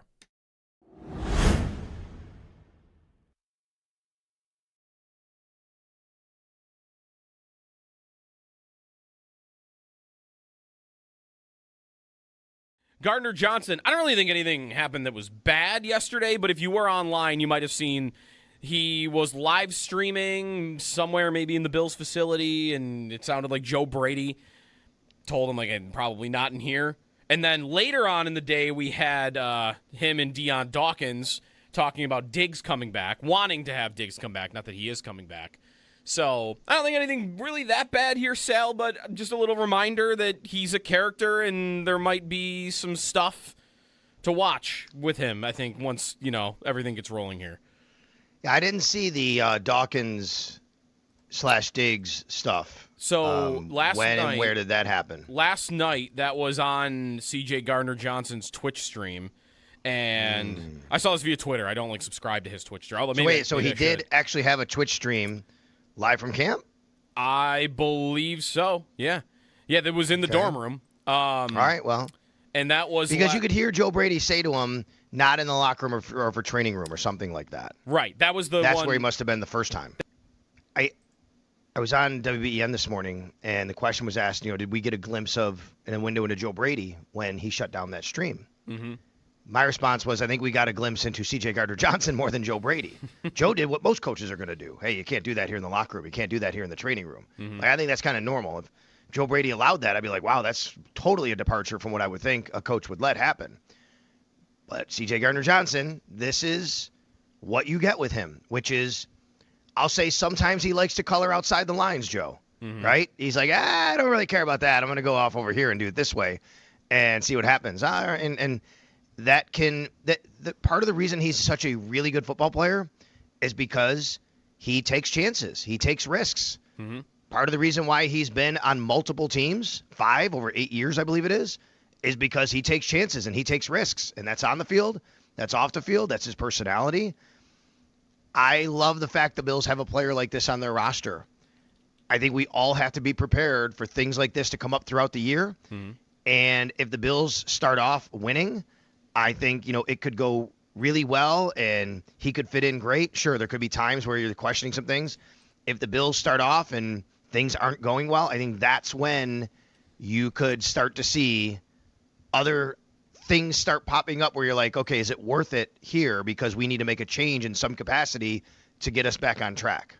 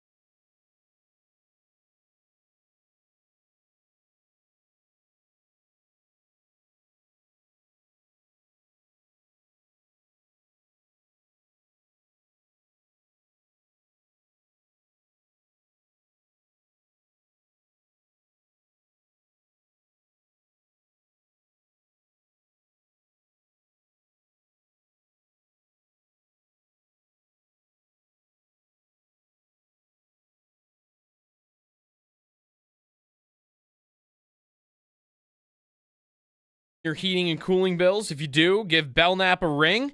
0% financing. The cost of upgrading to a high-efficiency dual-fuel heating system is a breeze. Learn more. BelknapHeating.com. That's BelknapHeating.com. Tua's already hurt. And the Falcons are almost out of quarterbacks because Jack Strand, an undrafted free agent quarterback, is getting all the first-team reps and the second-team reps and all else because he's the only quarterback on the roster that's healthy. Michael Penix is not ready. He had a knee injury. Tua's out with a minor injury. So that's good. Good, Atlanta, good plan here. You got two lefty quarterbacks that cannot stay on the field. This is going to go great for them, I'm sure. When we come back, Sal Capaccio in the 9 o'clock hour. We're getting a lot of stuff from around the league. Travis Hunter is in with the offense today for Jacksonville. We'll come back, and we'll tell you what's going on at camp. There's a couple more things that have happened that we'll tell you about. One on the offensive line that's interesting. Next.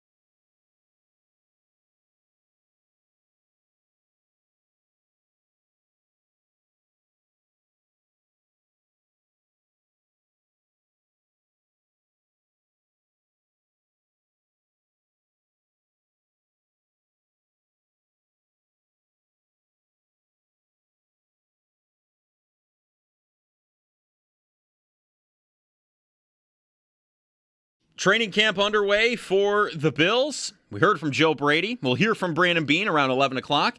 Yesterday, the Bills, they placed wide receiver Terrell Shavers dealing with a knee injury on the active and physically unable to perform list after his ACL tear in the wild card round last January.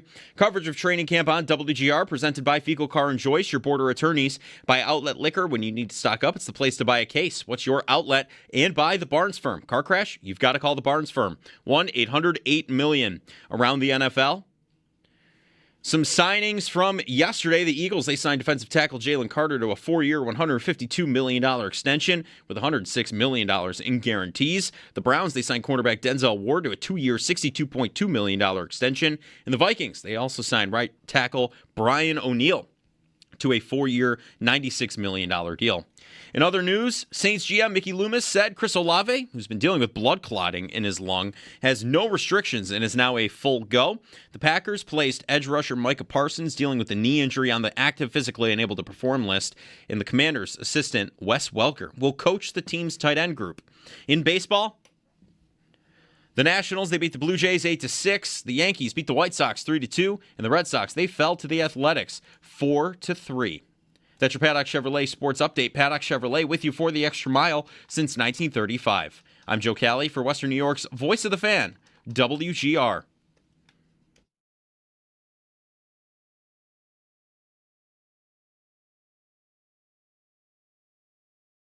I'm just excited to get back out there, get the guys together, and spend, I think we're only in Rochester for like 10 days, but then, going through camp, preseason, the whole, staying as healthy as I can and getting as many sacks as I possibly can.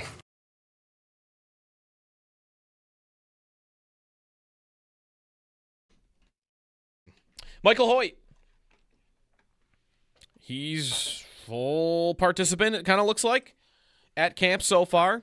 So we'll see if anything becomes of like where he's lining up, if we learn that. I'm not sure we will this early on in the process, but we'll see. Good morning, it's Jeremy and Joe. Jeremy's off this week, and the Bills are now on the field. They're practicing. Training camp got rolling in the last half hour. We heard from Joe Brady a little bit earlier on, and now we get to the ball being thrown around. The receiver handshakes I see are on display. Poor Steven Gosnell just gets a high five. I mean, he was on the team last year. That is terrible. Yeah, oh man. Maybe it's a request. Maybe it was just let's keep this simple. Yeah, maybe, I want a high five. It's different. Just a high five. Maybe Gosnell can't remember a long, complicated handshake situation, so he told Jonathan, just give me this classic. Also, DJ Moore is with Josh is just a hug. I think it's by design, maybe just the high five. Or the hug. Yeah, that's probably... I mean, the Gosnell one, though, just being a high five is so... That is funny. Yeah. That's definitely an Allen joke, though.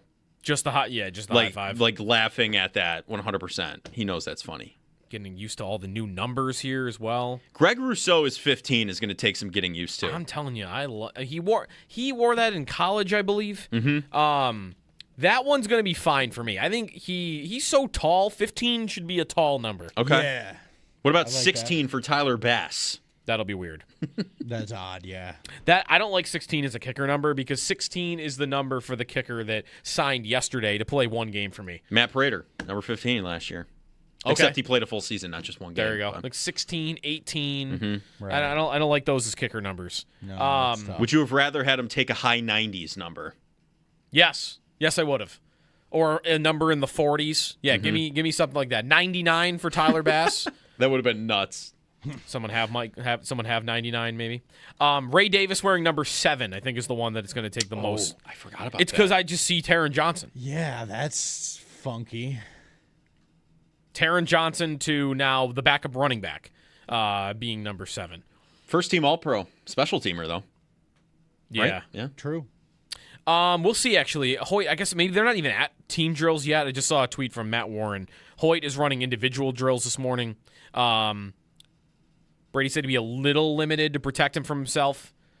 Listen, Hoyt... Protect him from himself. I want to be in the middle on Michael Hoyt. Where I think the middle is on Michael Hoyt is not all the way to this dude. There is the mythology of what he is, and he's going to be amazing. And this guy, I mean, stayed on the sidelines after he's tore his Achilles, right? Like the stories that have been told about Michael Hoyt, the hype has gone through the roof because we've been doing it for over a year now, and we only saw him for such a small amount of time. Yeah.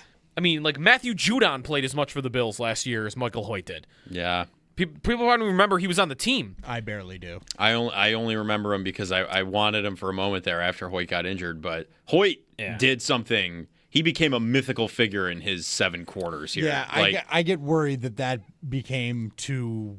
It big. went too far. Yeah, the legend of Michael Hoyt is now potentially larger than the player. Yes. Like what should we really expect from a guy that is coming off a torn Achilles, which can be, not always, and it's happening less and less every year. More and more guys are coming back from a torn Achilles. It used to be a death sentence as a player, and now it's like an injury that could really damage your career, but guys have come back from it. What should we expect from a 29-year-old defensive end off a torn Achilles that has 15 sacks in 70 games in his career? Yeah. What should really my expectation be of that player? It shouldn't be through the roof. It should be, if things go well, he'll be a rotational piece that helps me a little bit. Yeah. And maybe he gets 6 sacks. That's right. It's a pretty good baseline, I would say. Right. There. I would match his career high, which is 6. And I will be like, okay, yeah, that feels appropriate. For the player not the player we've all been thinking about since he tore his Achilles and talked about death and became Till death, this thing. all defeat is psychological. When they signed him, it was okay, cool. This guy's got a lot of range. He can do a lot of jobs. This will be interesting. He's not like a superstar though. He's not gonna be a guy that you're like, oh, chalk him up for 10 sacks every done. That is not what Michael Hoyt is, or has ever been. And so I am just I'm ready to just expect him to be as good as he's ever been. Mm-hmm. And even that might be asking a lot because he tore his Achilles last year. Tore his Achilles. So, the system is also totally different from what he played last year. Right. So there's a change there, too. That might be good for him, though, because of how much they move things around, right. and he's such a versatile player. Right. The system change might be good for him. Yeah. He's such an athlete. I can see him having as much success as he's ever had, if not more, but I think there's become a level of people talking about him like he's going to come in here and with the same expectations Vaughn had. Yeah. It's that's not the same guy. The same player, guys. This is a good player who does a lot of stuff well, but he's not a game breaker this guy's your all-time stud on defense for your squad here. We could say this, and then he could just have an unbelievable season. Sure, though, too, I would be super happy. What is an unbelievable season for him? 12. Again, 12 sacks. That would be insane. Doubling his career high. It would be insane. That would be an insane season. The other thing about his career high when he got 6 with the Rams, he played 85% of the snaps. Right. And he is not playing near 85. I mean, if he plays half, that probably is a good result for him and them this year. So I don't want to, but again, I want to be in the middle on him. I don't want to be all the way towards this guy's nothing. He's not going to do any. I think given that they want to be a defense where you don't know who's rushing and when, this is a guy who can rush the passer and also can play in coverage. I mean, he was targeted that year he was sacked. He had 6 sacks. Yeah. He was targeted 31 times. Not saying that's a good number for him. I'm just saying that's evidence that he was in coverage a lot. Right, he was there. He was in coverage. So when you are playing that way, Greg Rousseau having to drop in coverage once in a while, if he's playing that outside linebacker position in a Jim Leonard defense, is probably going to happen. Right. I'm not expecting that to go well. If you get stuck in, Rousseau's now covering the tight end because your blitz got picked up.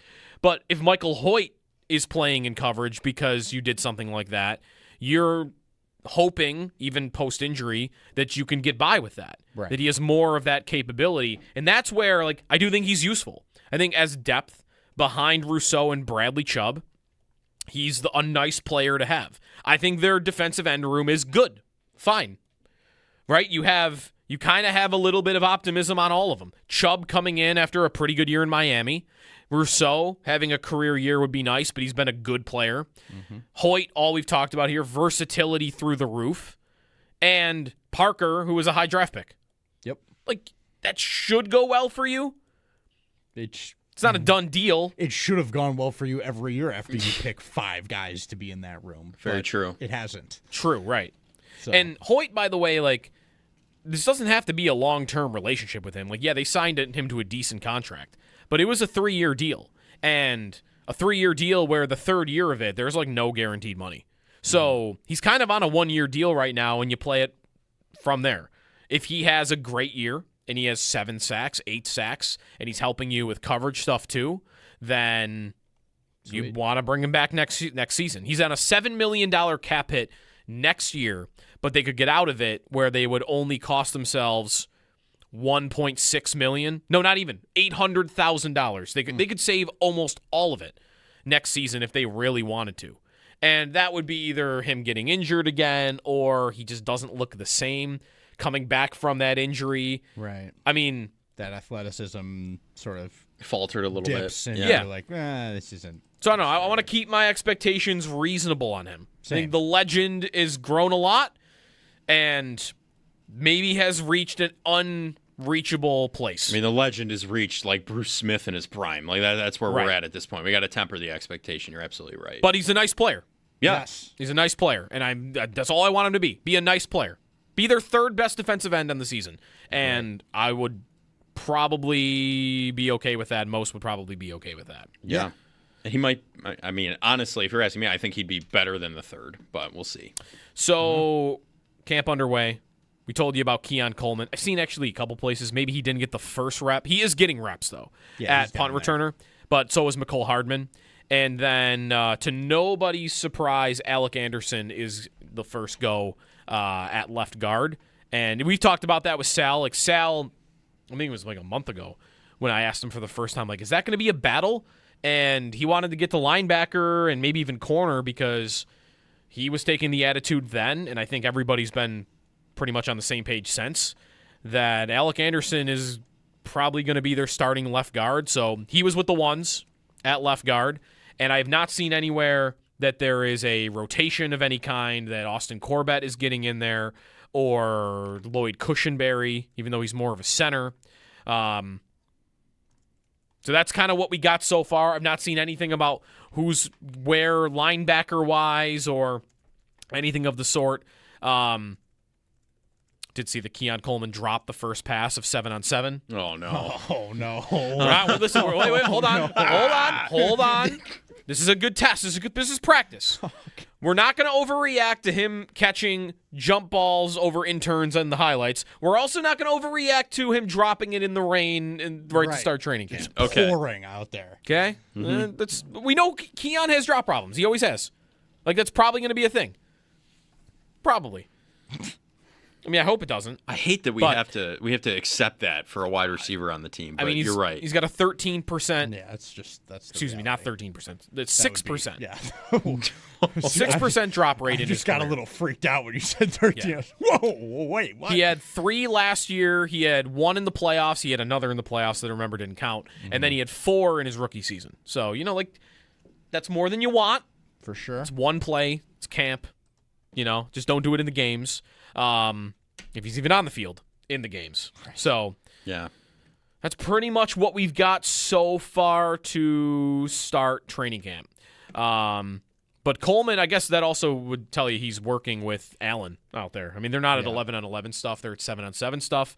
But Coleman being out there with Allen is, little bit noteworthy. Notable. Yeah.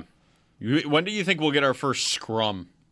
Oh, man, we should be drafting that. Oh, yeah. We need a scrum draft. Mm-hmm. It's true. Who does it? Who starts it? So Sal said earlier the favorite would be C.J. Gardner-Johnson and Alec Anderson going at it. Yeah, Alec Anderson's normally pretty chippy at training camp. So I wonder if there's been a message to him, though, like, hey, you were great being the enforcer and the agitator at the same time when you were the 6th offensive lineman and you weren't really playing all the time. Now you're on the field every play and you're a starter. And we can't have you getting personal foul penalties all the time because, one, they'll happen more often because you're out there. And two, we can't have you getting ejected in these games because you're now a starter. Right. I can't have you throwing hands with some tackle and then costing us a couple of sacks to end a game. Right. Be bad. Right. How have we not come up with a nickname for him yet? Alec Anderson. Ooh. Angry Alec? Angry Alec. That's a good one. Angry Andy something? I mean, he's always wanting to fight people, it seems, when he's out there. Yeah. Mm-hmm. That's a good. Yeah, we gotta trying to brainstorm think. on that one. We'll get there on that. Yeah, it's a good one. He needs one. It's because he hasn't played much. That's why you don't have a nickname for him yet. He's not been on the field that much. All the other things we've seen around the league, Jonathan Greenard, who was a big acquisition of the Eagles this offseason, he is starting training camp on the PUP list. Yes, I saw that. And I appreciate the Bills media not doing this because it annoys me when I see other media do this. How do you guys feel about the counting of training camp stats? Oh, I don't think so. If we're not going to count preseason games, training camp stats shouldn't count. I mean, in theory, right? I mean, they're very different. But so did you see what Drake May's?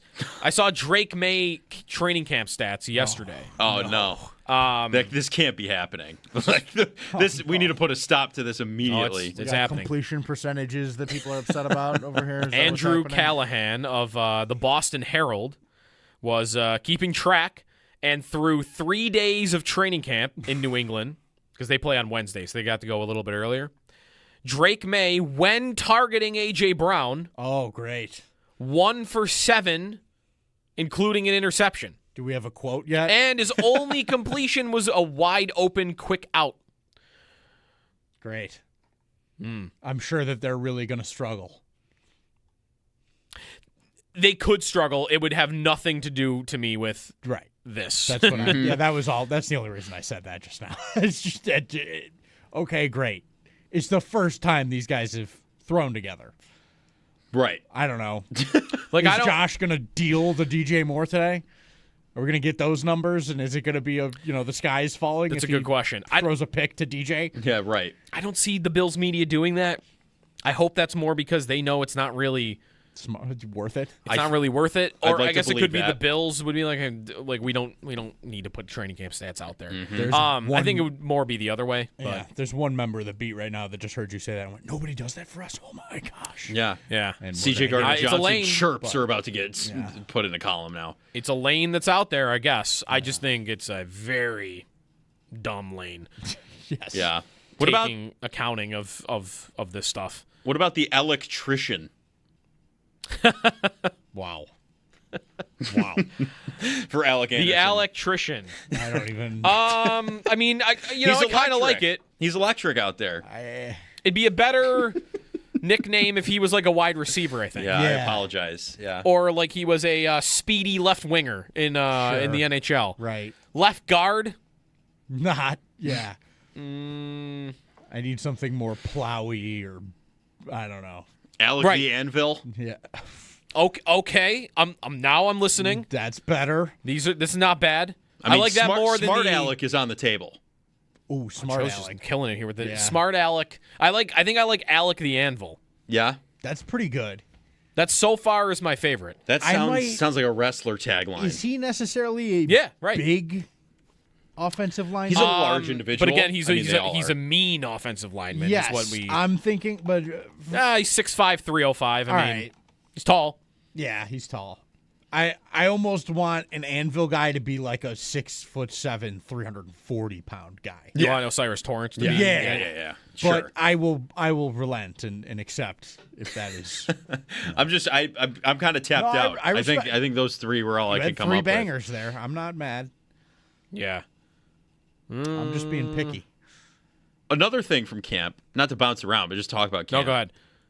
Deion Dawkins looks significantly lighter. He does His shirts that he was Yeah. wearing yesterday, I was like, whoa, he looks like he did lose a significant amount of weight. He really does. I was kind of surprised because I've seen the off-season clips of him, and it didn't look like drastic by any means. Once but you then get that tight shirt on, you go like, like, oh, I see you now. the figure is slimmed yeah, down. No, he looks good. Yeah. I'm excited to see what that looks like. And, Yeah. bounce back to whatever degree he needs to from last year. I know we are all pretty much in agreement that it really wasn't that bad for him. It was I really don't down, think it was that but bad. it was No. fine. And so that will be interesting to watch.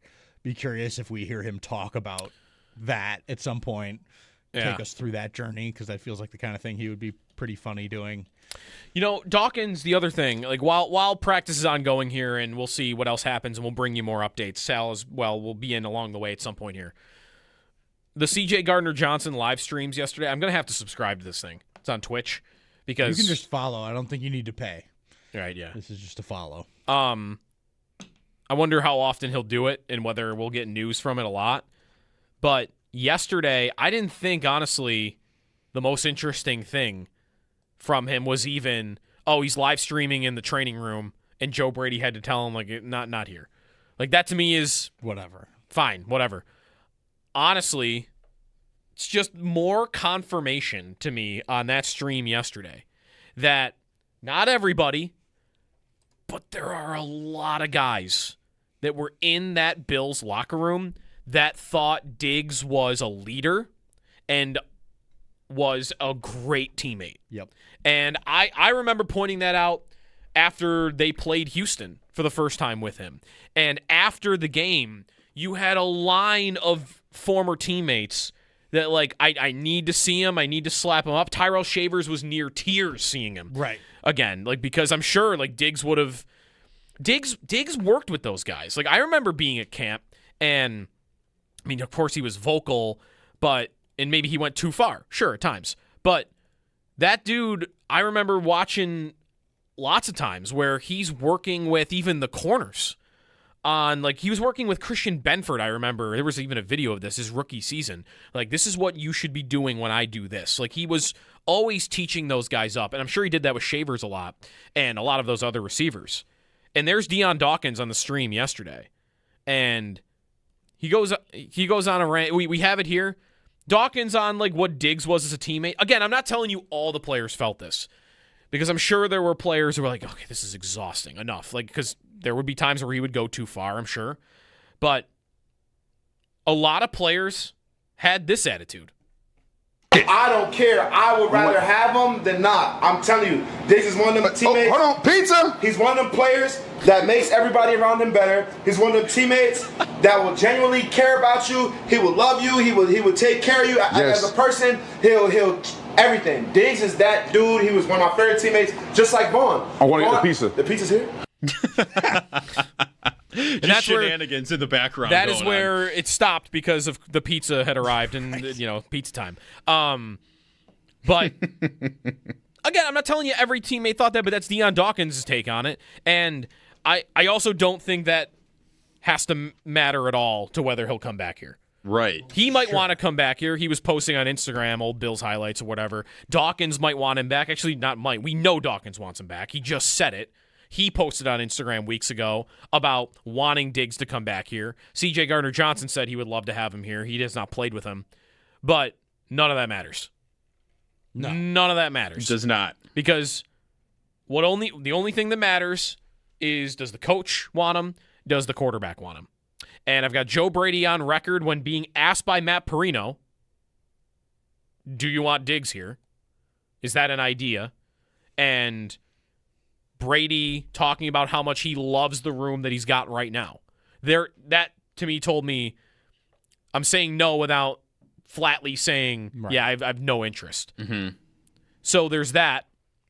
And they're also, I would even tell you, as much as I think it'd be cool if Diggs came back here and if there was a mending for whoever needs to be mended, that Diggs, as he currently is, does not really help the Bills.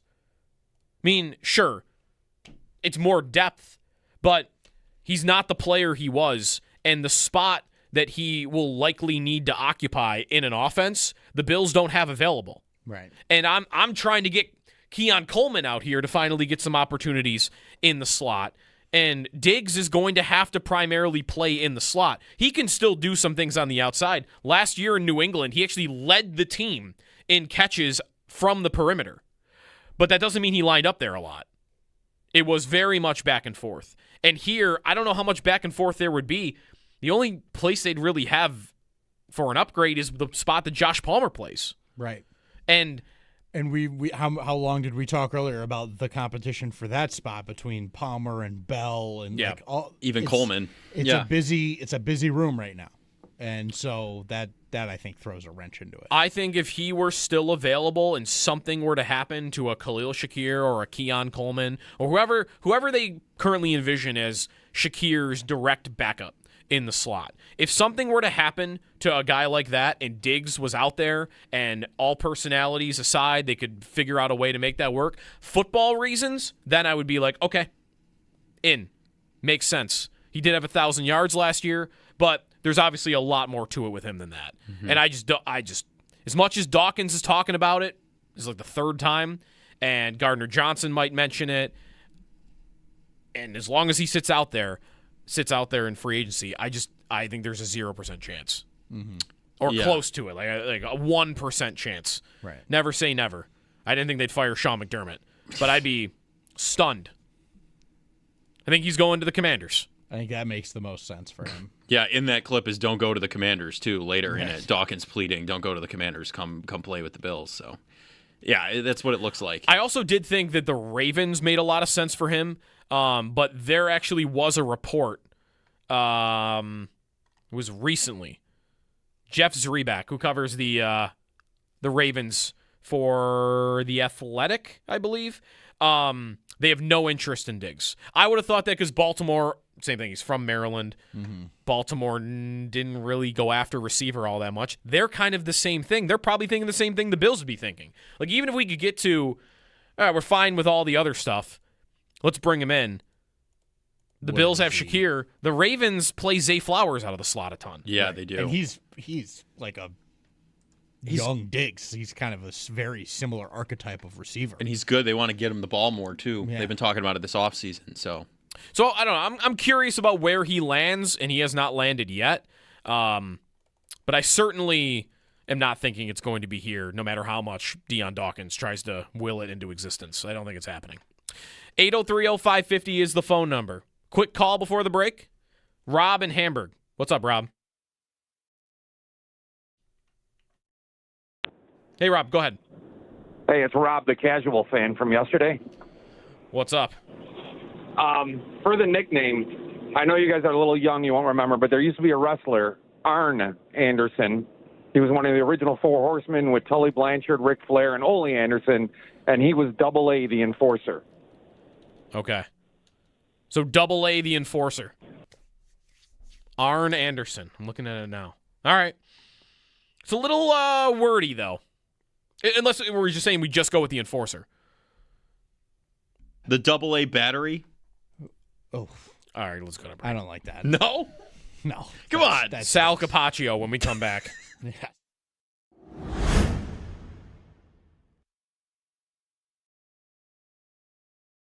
Gardner Johnson, I don't really think anything happened that was bad yesterday, but if you were online, you might have seen he was live streaming somewhere maybe in the Bills facility, and it sounded like Joe Brady told him, like, probably not in here. And then later on in the day, we had him and Deion Dawkins talking about Diggs coming back, wanting to have Diggs come back, not that he is coming back.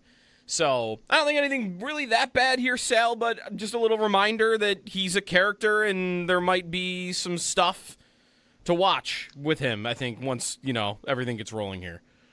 Yeah, I didn't see the Dawkins/Diggs stuff. So last when night, and where did that happen? Last night, that was on C.J. Gardner Johnson's Twitch stream, and I saw this via Twitter. I don't subscribe to his Twitch stream. So he did actually have a Twitch stream live from camp?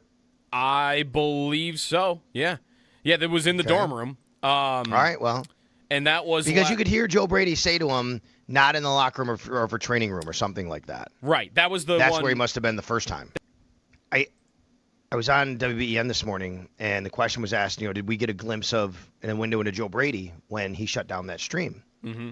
My response was, I think we got a glimpse into C.J. Gardner Johnson more than Joe Brady. Joe did what most coaches are going to do. Hey, you can't do that here in the locker room. You can't do that here in the training room. Mm-hmm. I think that's kind of normal. If Joe Brady allowed that, I'd be like, wow, that's totally a departure from what I would think a coach would let happen. But C.J. Gardner Johnson, this is what you get with him, which is I'll say sometimes he likes to color outside the lines, Joe. Right? He's like, I don't really care about that. I'm going to go off over here and do it this way and see what happens. And that part of the reason he's such a really good football player is because he takes chances. He takes risks. Part of the reason why he's been on multiple teams, 5 over 8 years, I believe it is because he takes chances and he takes risks. And that's on the field. That's off the field. That's his personality. I love the fact the Bills have a player like this on their roster. I think we all have to be prepared for things like this to come up throughout the year. And if the Bills start off winning, I think, it could go really well and he could fit in great. Sure, there could be times where you're questioning some things. If the Bills start off and things aren't going well, I think that's when you could start to see other things start popping up where you're like, okay, is it worth it here? Because we need to make a change in some capacity to get us back on track.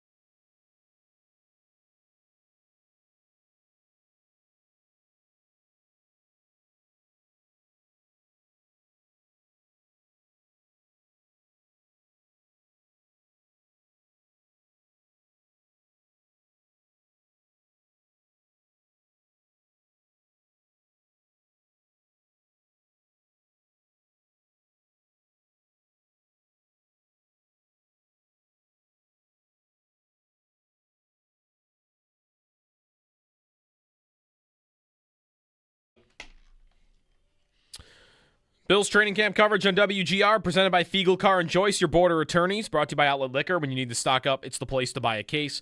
What's Your Outlet? And by the Barnes Firm. Car crash, you've got to call the Barnes Firm, 1-800-8-million.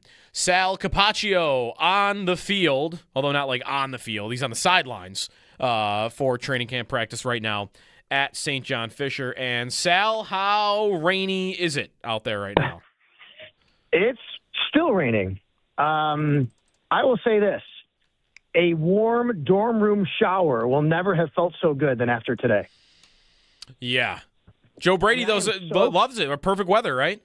yeah, perfect weather, football weather. Football, being played outdoors on the grass. I mean, you got to be careful slipping. I've seen several guys slip on the field. Those are things you have to be very intentional about and be careful about. But you got to practice as well. I mean, it's a tough balance. They're about to go offense against defense now. This is the second time I've seen this period offense defense, but it is rainy. It is wet, and I'm getting soaked. I have a little Spider-Man umbrella here running around. I needed an umbrella. Found one in my car, a little Spider-Man umbrella. So like a kid's Spider-Man umbrella? It's a little one, like Max used to have maybe like 5-6 years ago. But all I need is for me. Like I'm not covering 10 people here, so I'm like, this is cool. Right. So Sal, so far, I mean, it's only day one of practice, and we're only are we like an hour in, basically, like after warm-ups? I feel like I just want to ask what the best plays or what the best things you've seen so far are. Yeah, well, actually, I did see a really nice play that we could talk about, and that was DJ Moore making a really fantastic catch going to the ground. Josh found him on probably a mid-range route. Here's the one right at me. Oh, my goodness. Here, listen to the crowd. Khalil Shakir just got loose. There's one for you guys right at you. That had to be about a 30-yard gain I just saw. And you hear the crowd, and it's tough, with the rain. But, we always say this. It's tough to gauge when you can't hit the guy. You can't take him down. But you can judge by routes and balls. And Josh just threw a bullet in the rain that Khalil Shakir just caught. Earlier, he threw one to DJ Moore. He went down low in between two defenders, got it as he slid on the ground. Mm-hmm. The very first camp practice, the very pass play, Keon Coleman dropped it. It was a wet ball. The very next play, he made a great back shoulder catch. I'm like, man, the Keon experience is back. Yep, that sounds like Keon Coleman so far. Yeah. I mean, that was only probably like 7-on-7 stuff. Like they're not doing team stuff yet. That's correct. That was 7-on-7. Now they're going 11-on-11 though, but there's no pads obviously. But yeah. Yeah. How DJ Moore anything yet? Like I'm sure that'll be something that everyone focuses on. Like what's the connection look like? Because we were talking about in the last segment, Sal, how in New England, I think it's one of the dumbest things in training camp around the league where you see like the stats during a practice. Yes. But we were looking at what Andrew Callahan, I believe, from the Boston Herald, had the stats on how bad it's been between Drake May and A.J. Brown through a couple of days. So through an hour, how does the DJ Moore Josh Allen connection look? Well, going back to that play I just talked about, it was perfect. I mean, he goes down low to get a ball as he's sliding across the grass. I was standing with our buddy Josh Reed, and both of us said, man, that's a great catch in the rain. I think D. Alford was in coverage there with somebody else. They were running across, and that looked good. Earlier on, made a nice, just a routine, over the middle, good timing. That connection looked good. So I think all positive reviews from that so far. Seeing the tight ends getting involved here. Josh has had a couple rollouts past the tight ends, but here's a negative play, ball on the ground on a snap, and that's going to happen on a wet field, right? So, defense getting a couple wins too. Josh threw one right. Still looked like Caleb Elarmzor earlier should have had an interception. He didn't. So it hasn't been all perfect for the offense, that's for sure, but you can have give and take out here. Any rookies do anything noteworthy yet? Ooh, only because I'm watching him a lot. Caleb Elarmzor is playing a lot. Mm. But, Joe, I got to tell you, I've not seen Terrell Bernard take a team rep. Okay. He has not practiced today. And now, look, it could be because it's a wet field and they just want to be careful. I totally get that. He did have the injury. He's in helmet. He's here. He's got the shell on, the helmet, everything. But I've not seen him take a team rep, which means I've been watching a little bit more of Caleb Elarmzor out here, working, and Dorian Williams is out here. And so I can't specifically say any specific rookie that I've noticed or watched. Yeah, you know what? D. Alford. I think D. Alford's been around the ball a lot. He's in coverage. You can see the athleticism. You go from Taron Johnson, what a fantastic player he's been for the Bills, but this is a different player.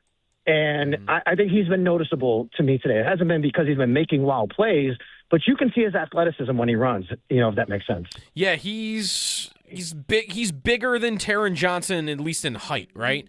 Right. Maybe only by a little bit. But, yeah, it's a very different type of nickel corner, I feel like, than what we've grown accustomed to. Like, really, Taron Johnson playing as much as he did, like, in line, like, having to almost play linebacker. I'm sure there'll be more linebacker sets, so you wouldn't expect as much of that from D. Alford as Taron Johnson had to do. Taron Johnson had to do it all the time. So. No, that's right. And I know he's not a rookie. You asked me about rookies, but just new guys to the team, right? Yeah, new guys to the team that you kind of notice, for the first time out here. So, yeah, I mean, Bradley Chubbs are getting some reps, but he's not, like, on the field all the time. I think they're getting a healthy rotation in here. First day of camp, you want to see guys. Seeing Joe Andreessen on the field and, in the middle of the defense as well. Ed Oliver's out here working in tandem. So they're trying to get a healthy rotation of those guys. James Cook bust. What do we always we see it all the time, right? James Cook busts off a run up the middle and takes it to the house. Everybody cheers, and who knows? He probably gets tackled in a game, but it's good to see James Cook bust off those runs. Remember last year we were out here, and I said to you a couple times, man, every time I look up, James Cook is busting a long run, and then he had a bunch of them during the year last year. Yeah. Sal, the thing that I'm noticing Twitter talk about a lot, this isn't even really just Bill's Twitter. I'm actually seeing a lot of fantasy guys that are wondering, like, oh, is this a good thing or a bad thing? So far, punt returner, McCole Hardman, we knew would be involved. I think we thought Keon Coleman would be as well. That will be a battle, you think, right? Like, that position, like, there's nobody that you would say right now, like, oh, that's his job to lose. Like, isn't it kind of a wide open thing, or do you see it differently?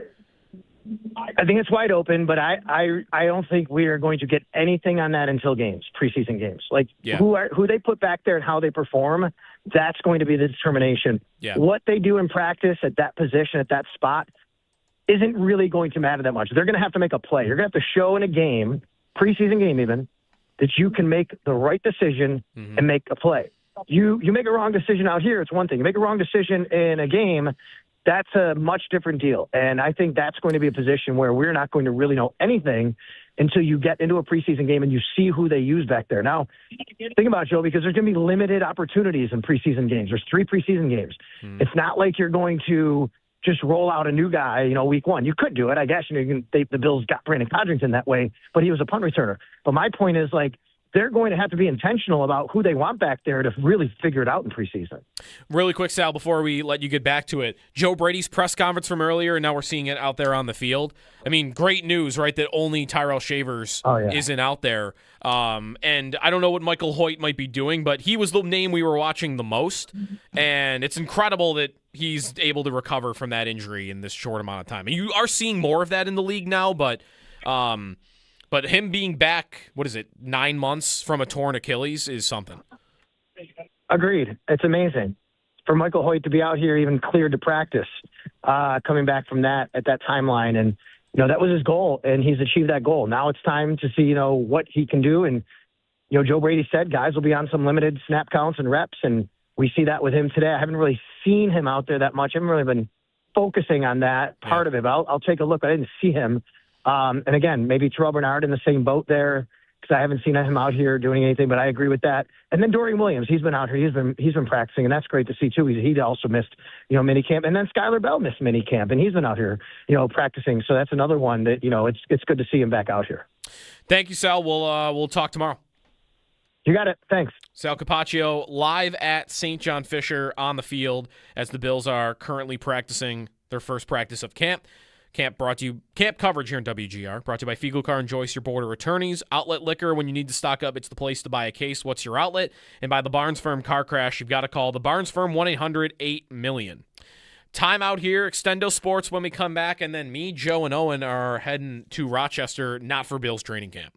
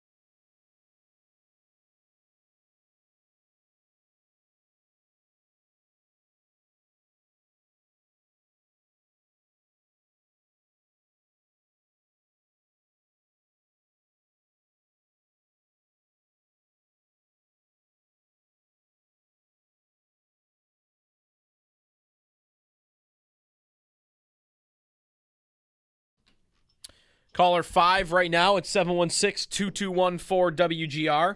Tickets to see Bert Kreischer Saturday, August 18th at the Comedy Center in Jamestown, August 8th, featuring 50 live events. You can check out more details and get tickets at comedycenter.org. The Bills are practicing. Olin Zellweger is practicing as well. That is a Sabres defenseman, by the way, if your hockey brain is unplugged for a moment. Yeah, he looks fast, huh? That clip of him looks absurd. I almost think it's sped up a little bit, but I don't even. It might not be. It's really good. It's that's impressive stuff. That's the modern hockey player right there. That's a modern defenseman. Yeah, he just moves flying effortlessly. Not a step wasted, not an extra stick handle in there, just zooming around. Very excited about him. Where's that Hellebuck trade? Where's that Hellebuck trade? Come on, Winnipeg. The longer we get here, I'm a little, I don't know. See, I'm the opposite. I think the longer we get, the more likely if he gets traded, it's Buffalo. Because they don't have to do anything at goalie. Yeah, I think that they need... I guess everybody else has done their thing at goalie. I think the problem more is what they'll have to give up for him and whether they can replace that now. When did Eichel get traded? Oh, that was November, yeah. A month into the season. Right. Those trades happen too, where like the guy opens he could the year. Get moved at the deadline, or before that. I think it'd be November. before the deadline. All right. Anything else training camp wise that we've seen in the last 6-7 minutes? I have not seen anything new yet. Let's see here. You got a DJ Moore catch that's making the rounds on the sideline. Yep. Dwayne Carter and Deion Walker. Yes. Like that going on there. So Dwayne Carter getting first-team reps at defensive tackle is Yeah. certainly interesting. Very interesting. I mean, that also says a lot about the position to me. He's playing a spot he's never played. Yes. Kind of. I mean, he's played defensive tackle. Yeah, but he's going to be like nose tackle-y guy. Yep. Up there for them. So, yeah. All right. Let's see. The Bills are a lot of good tweets about D. Alford, C.J. Gardner-Johnson, and Jim Leonard being very talkative today. Not about like trash talk though. About like, all right, I want to be here when this happens, and you be there, and like that kind of stuff. It sounds good like communication stuff. Yeah, that's good. Around the league, we mentioned earlier that Tua is already hurt. Right. And the Falcons are already out of quarterbacks, so they're down to an undrafted free agent. I think Diego Pavia is getting picked up. All right. I think that's going to happen for Atlanta. You're going to have a fun quarterback room there. Marvin Harrison Jr. made the rounds a little bit yesterday. Yeah. The Cardinals had a practice that was streaming, and everyone saw him be wide open and drop a wide open pass in the end zone. And he also left practice with cramps. Oh. Yeah. Day one. How about that? And then he sounded kind of dejected, I guess, talking after. And all three of those things, and maybe even more of that together, is just like someone's got to get Marvin Harrison Jr. out of Arizona. Mm-hmm. Man, you want to talk about sure things not always being a sure thing. He was supposed to be a Hall of Fame talent. Lock it in. Amazing receiver. And he's not terrible, but it's not going in the right direction at all. And I've watched him a bunch of times. He doesn't look that fast and dynamic to me. No. Like, he looks stiff and sort of... Yeah, a little bit stiff. You're right. Like Neighbors, it's you don't need a trained eye to see. Malik Neighbors flies around the field. And Harrison just doesn't do that at all. 600 yards last year and was overtaken by Michael Wilson as the team's top receiver. Wide receiver. I mean, Trey McBride's obviously above him too. Yeah, someone should probably try to get him out of there. Yeah, I think that's probably what he needs more than maybe even anything else. he's all kinds of jacked up down there, it seems like. So, all right. That'll do it for us. We're going to see the Odyssey. Yes. So we'll let you know. We'll let you know how it is. We won't spoil anything, but I'm very excited about that. We'll go do that and stay tuned. The Northtown Automotive Extra Point Show is next. More coverage of Bills training camp after this here on WGR.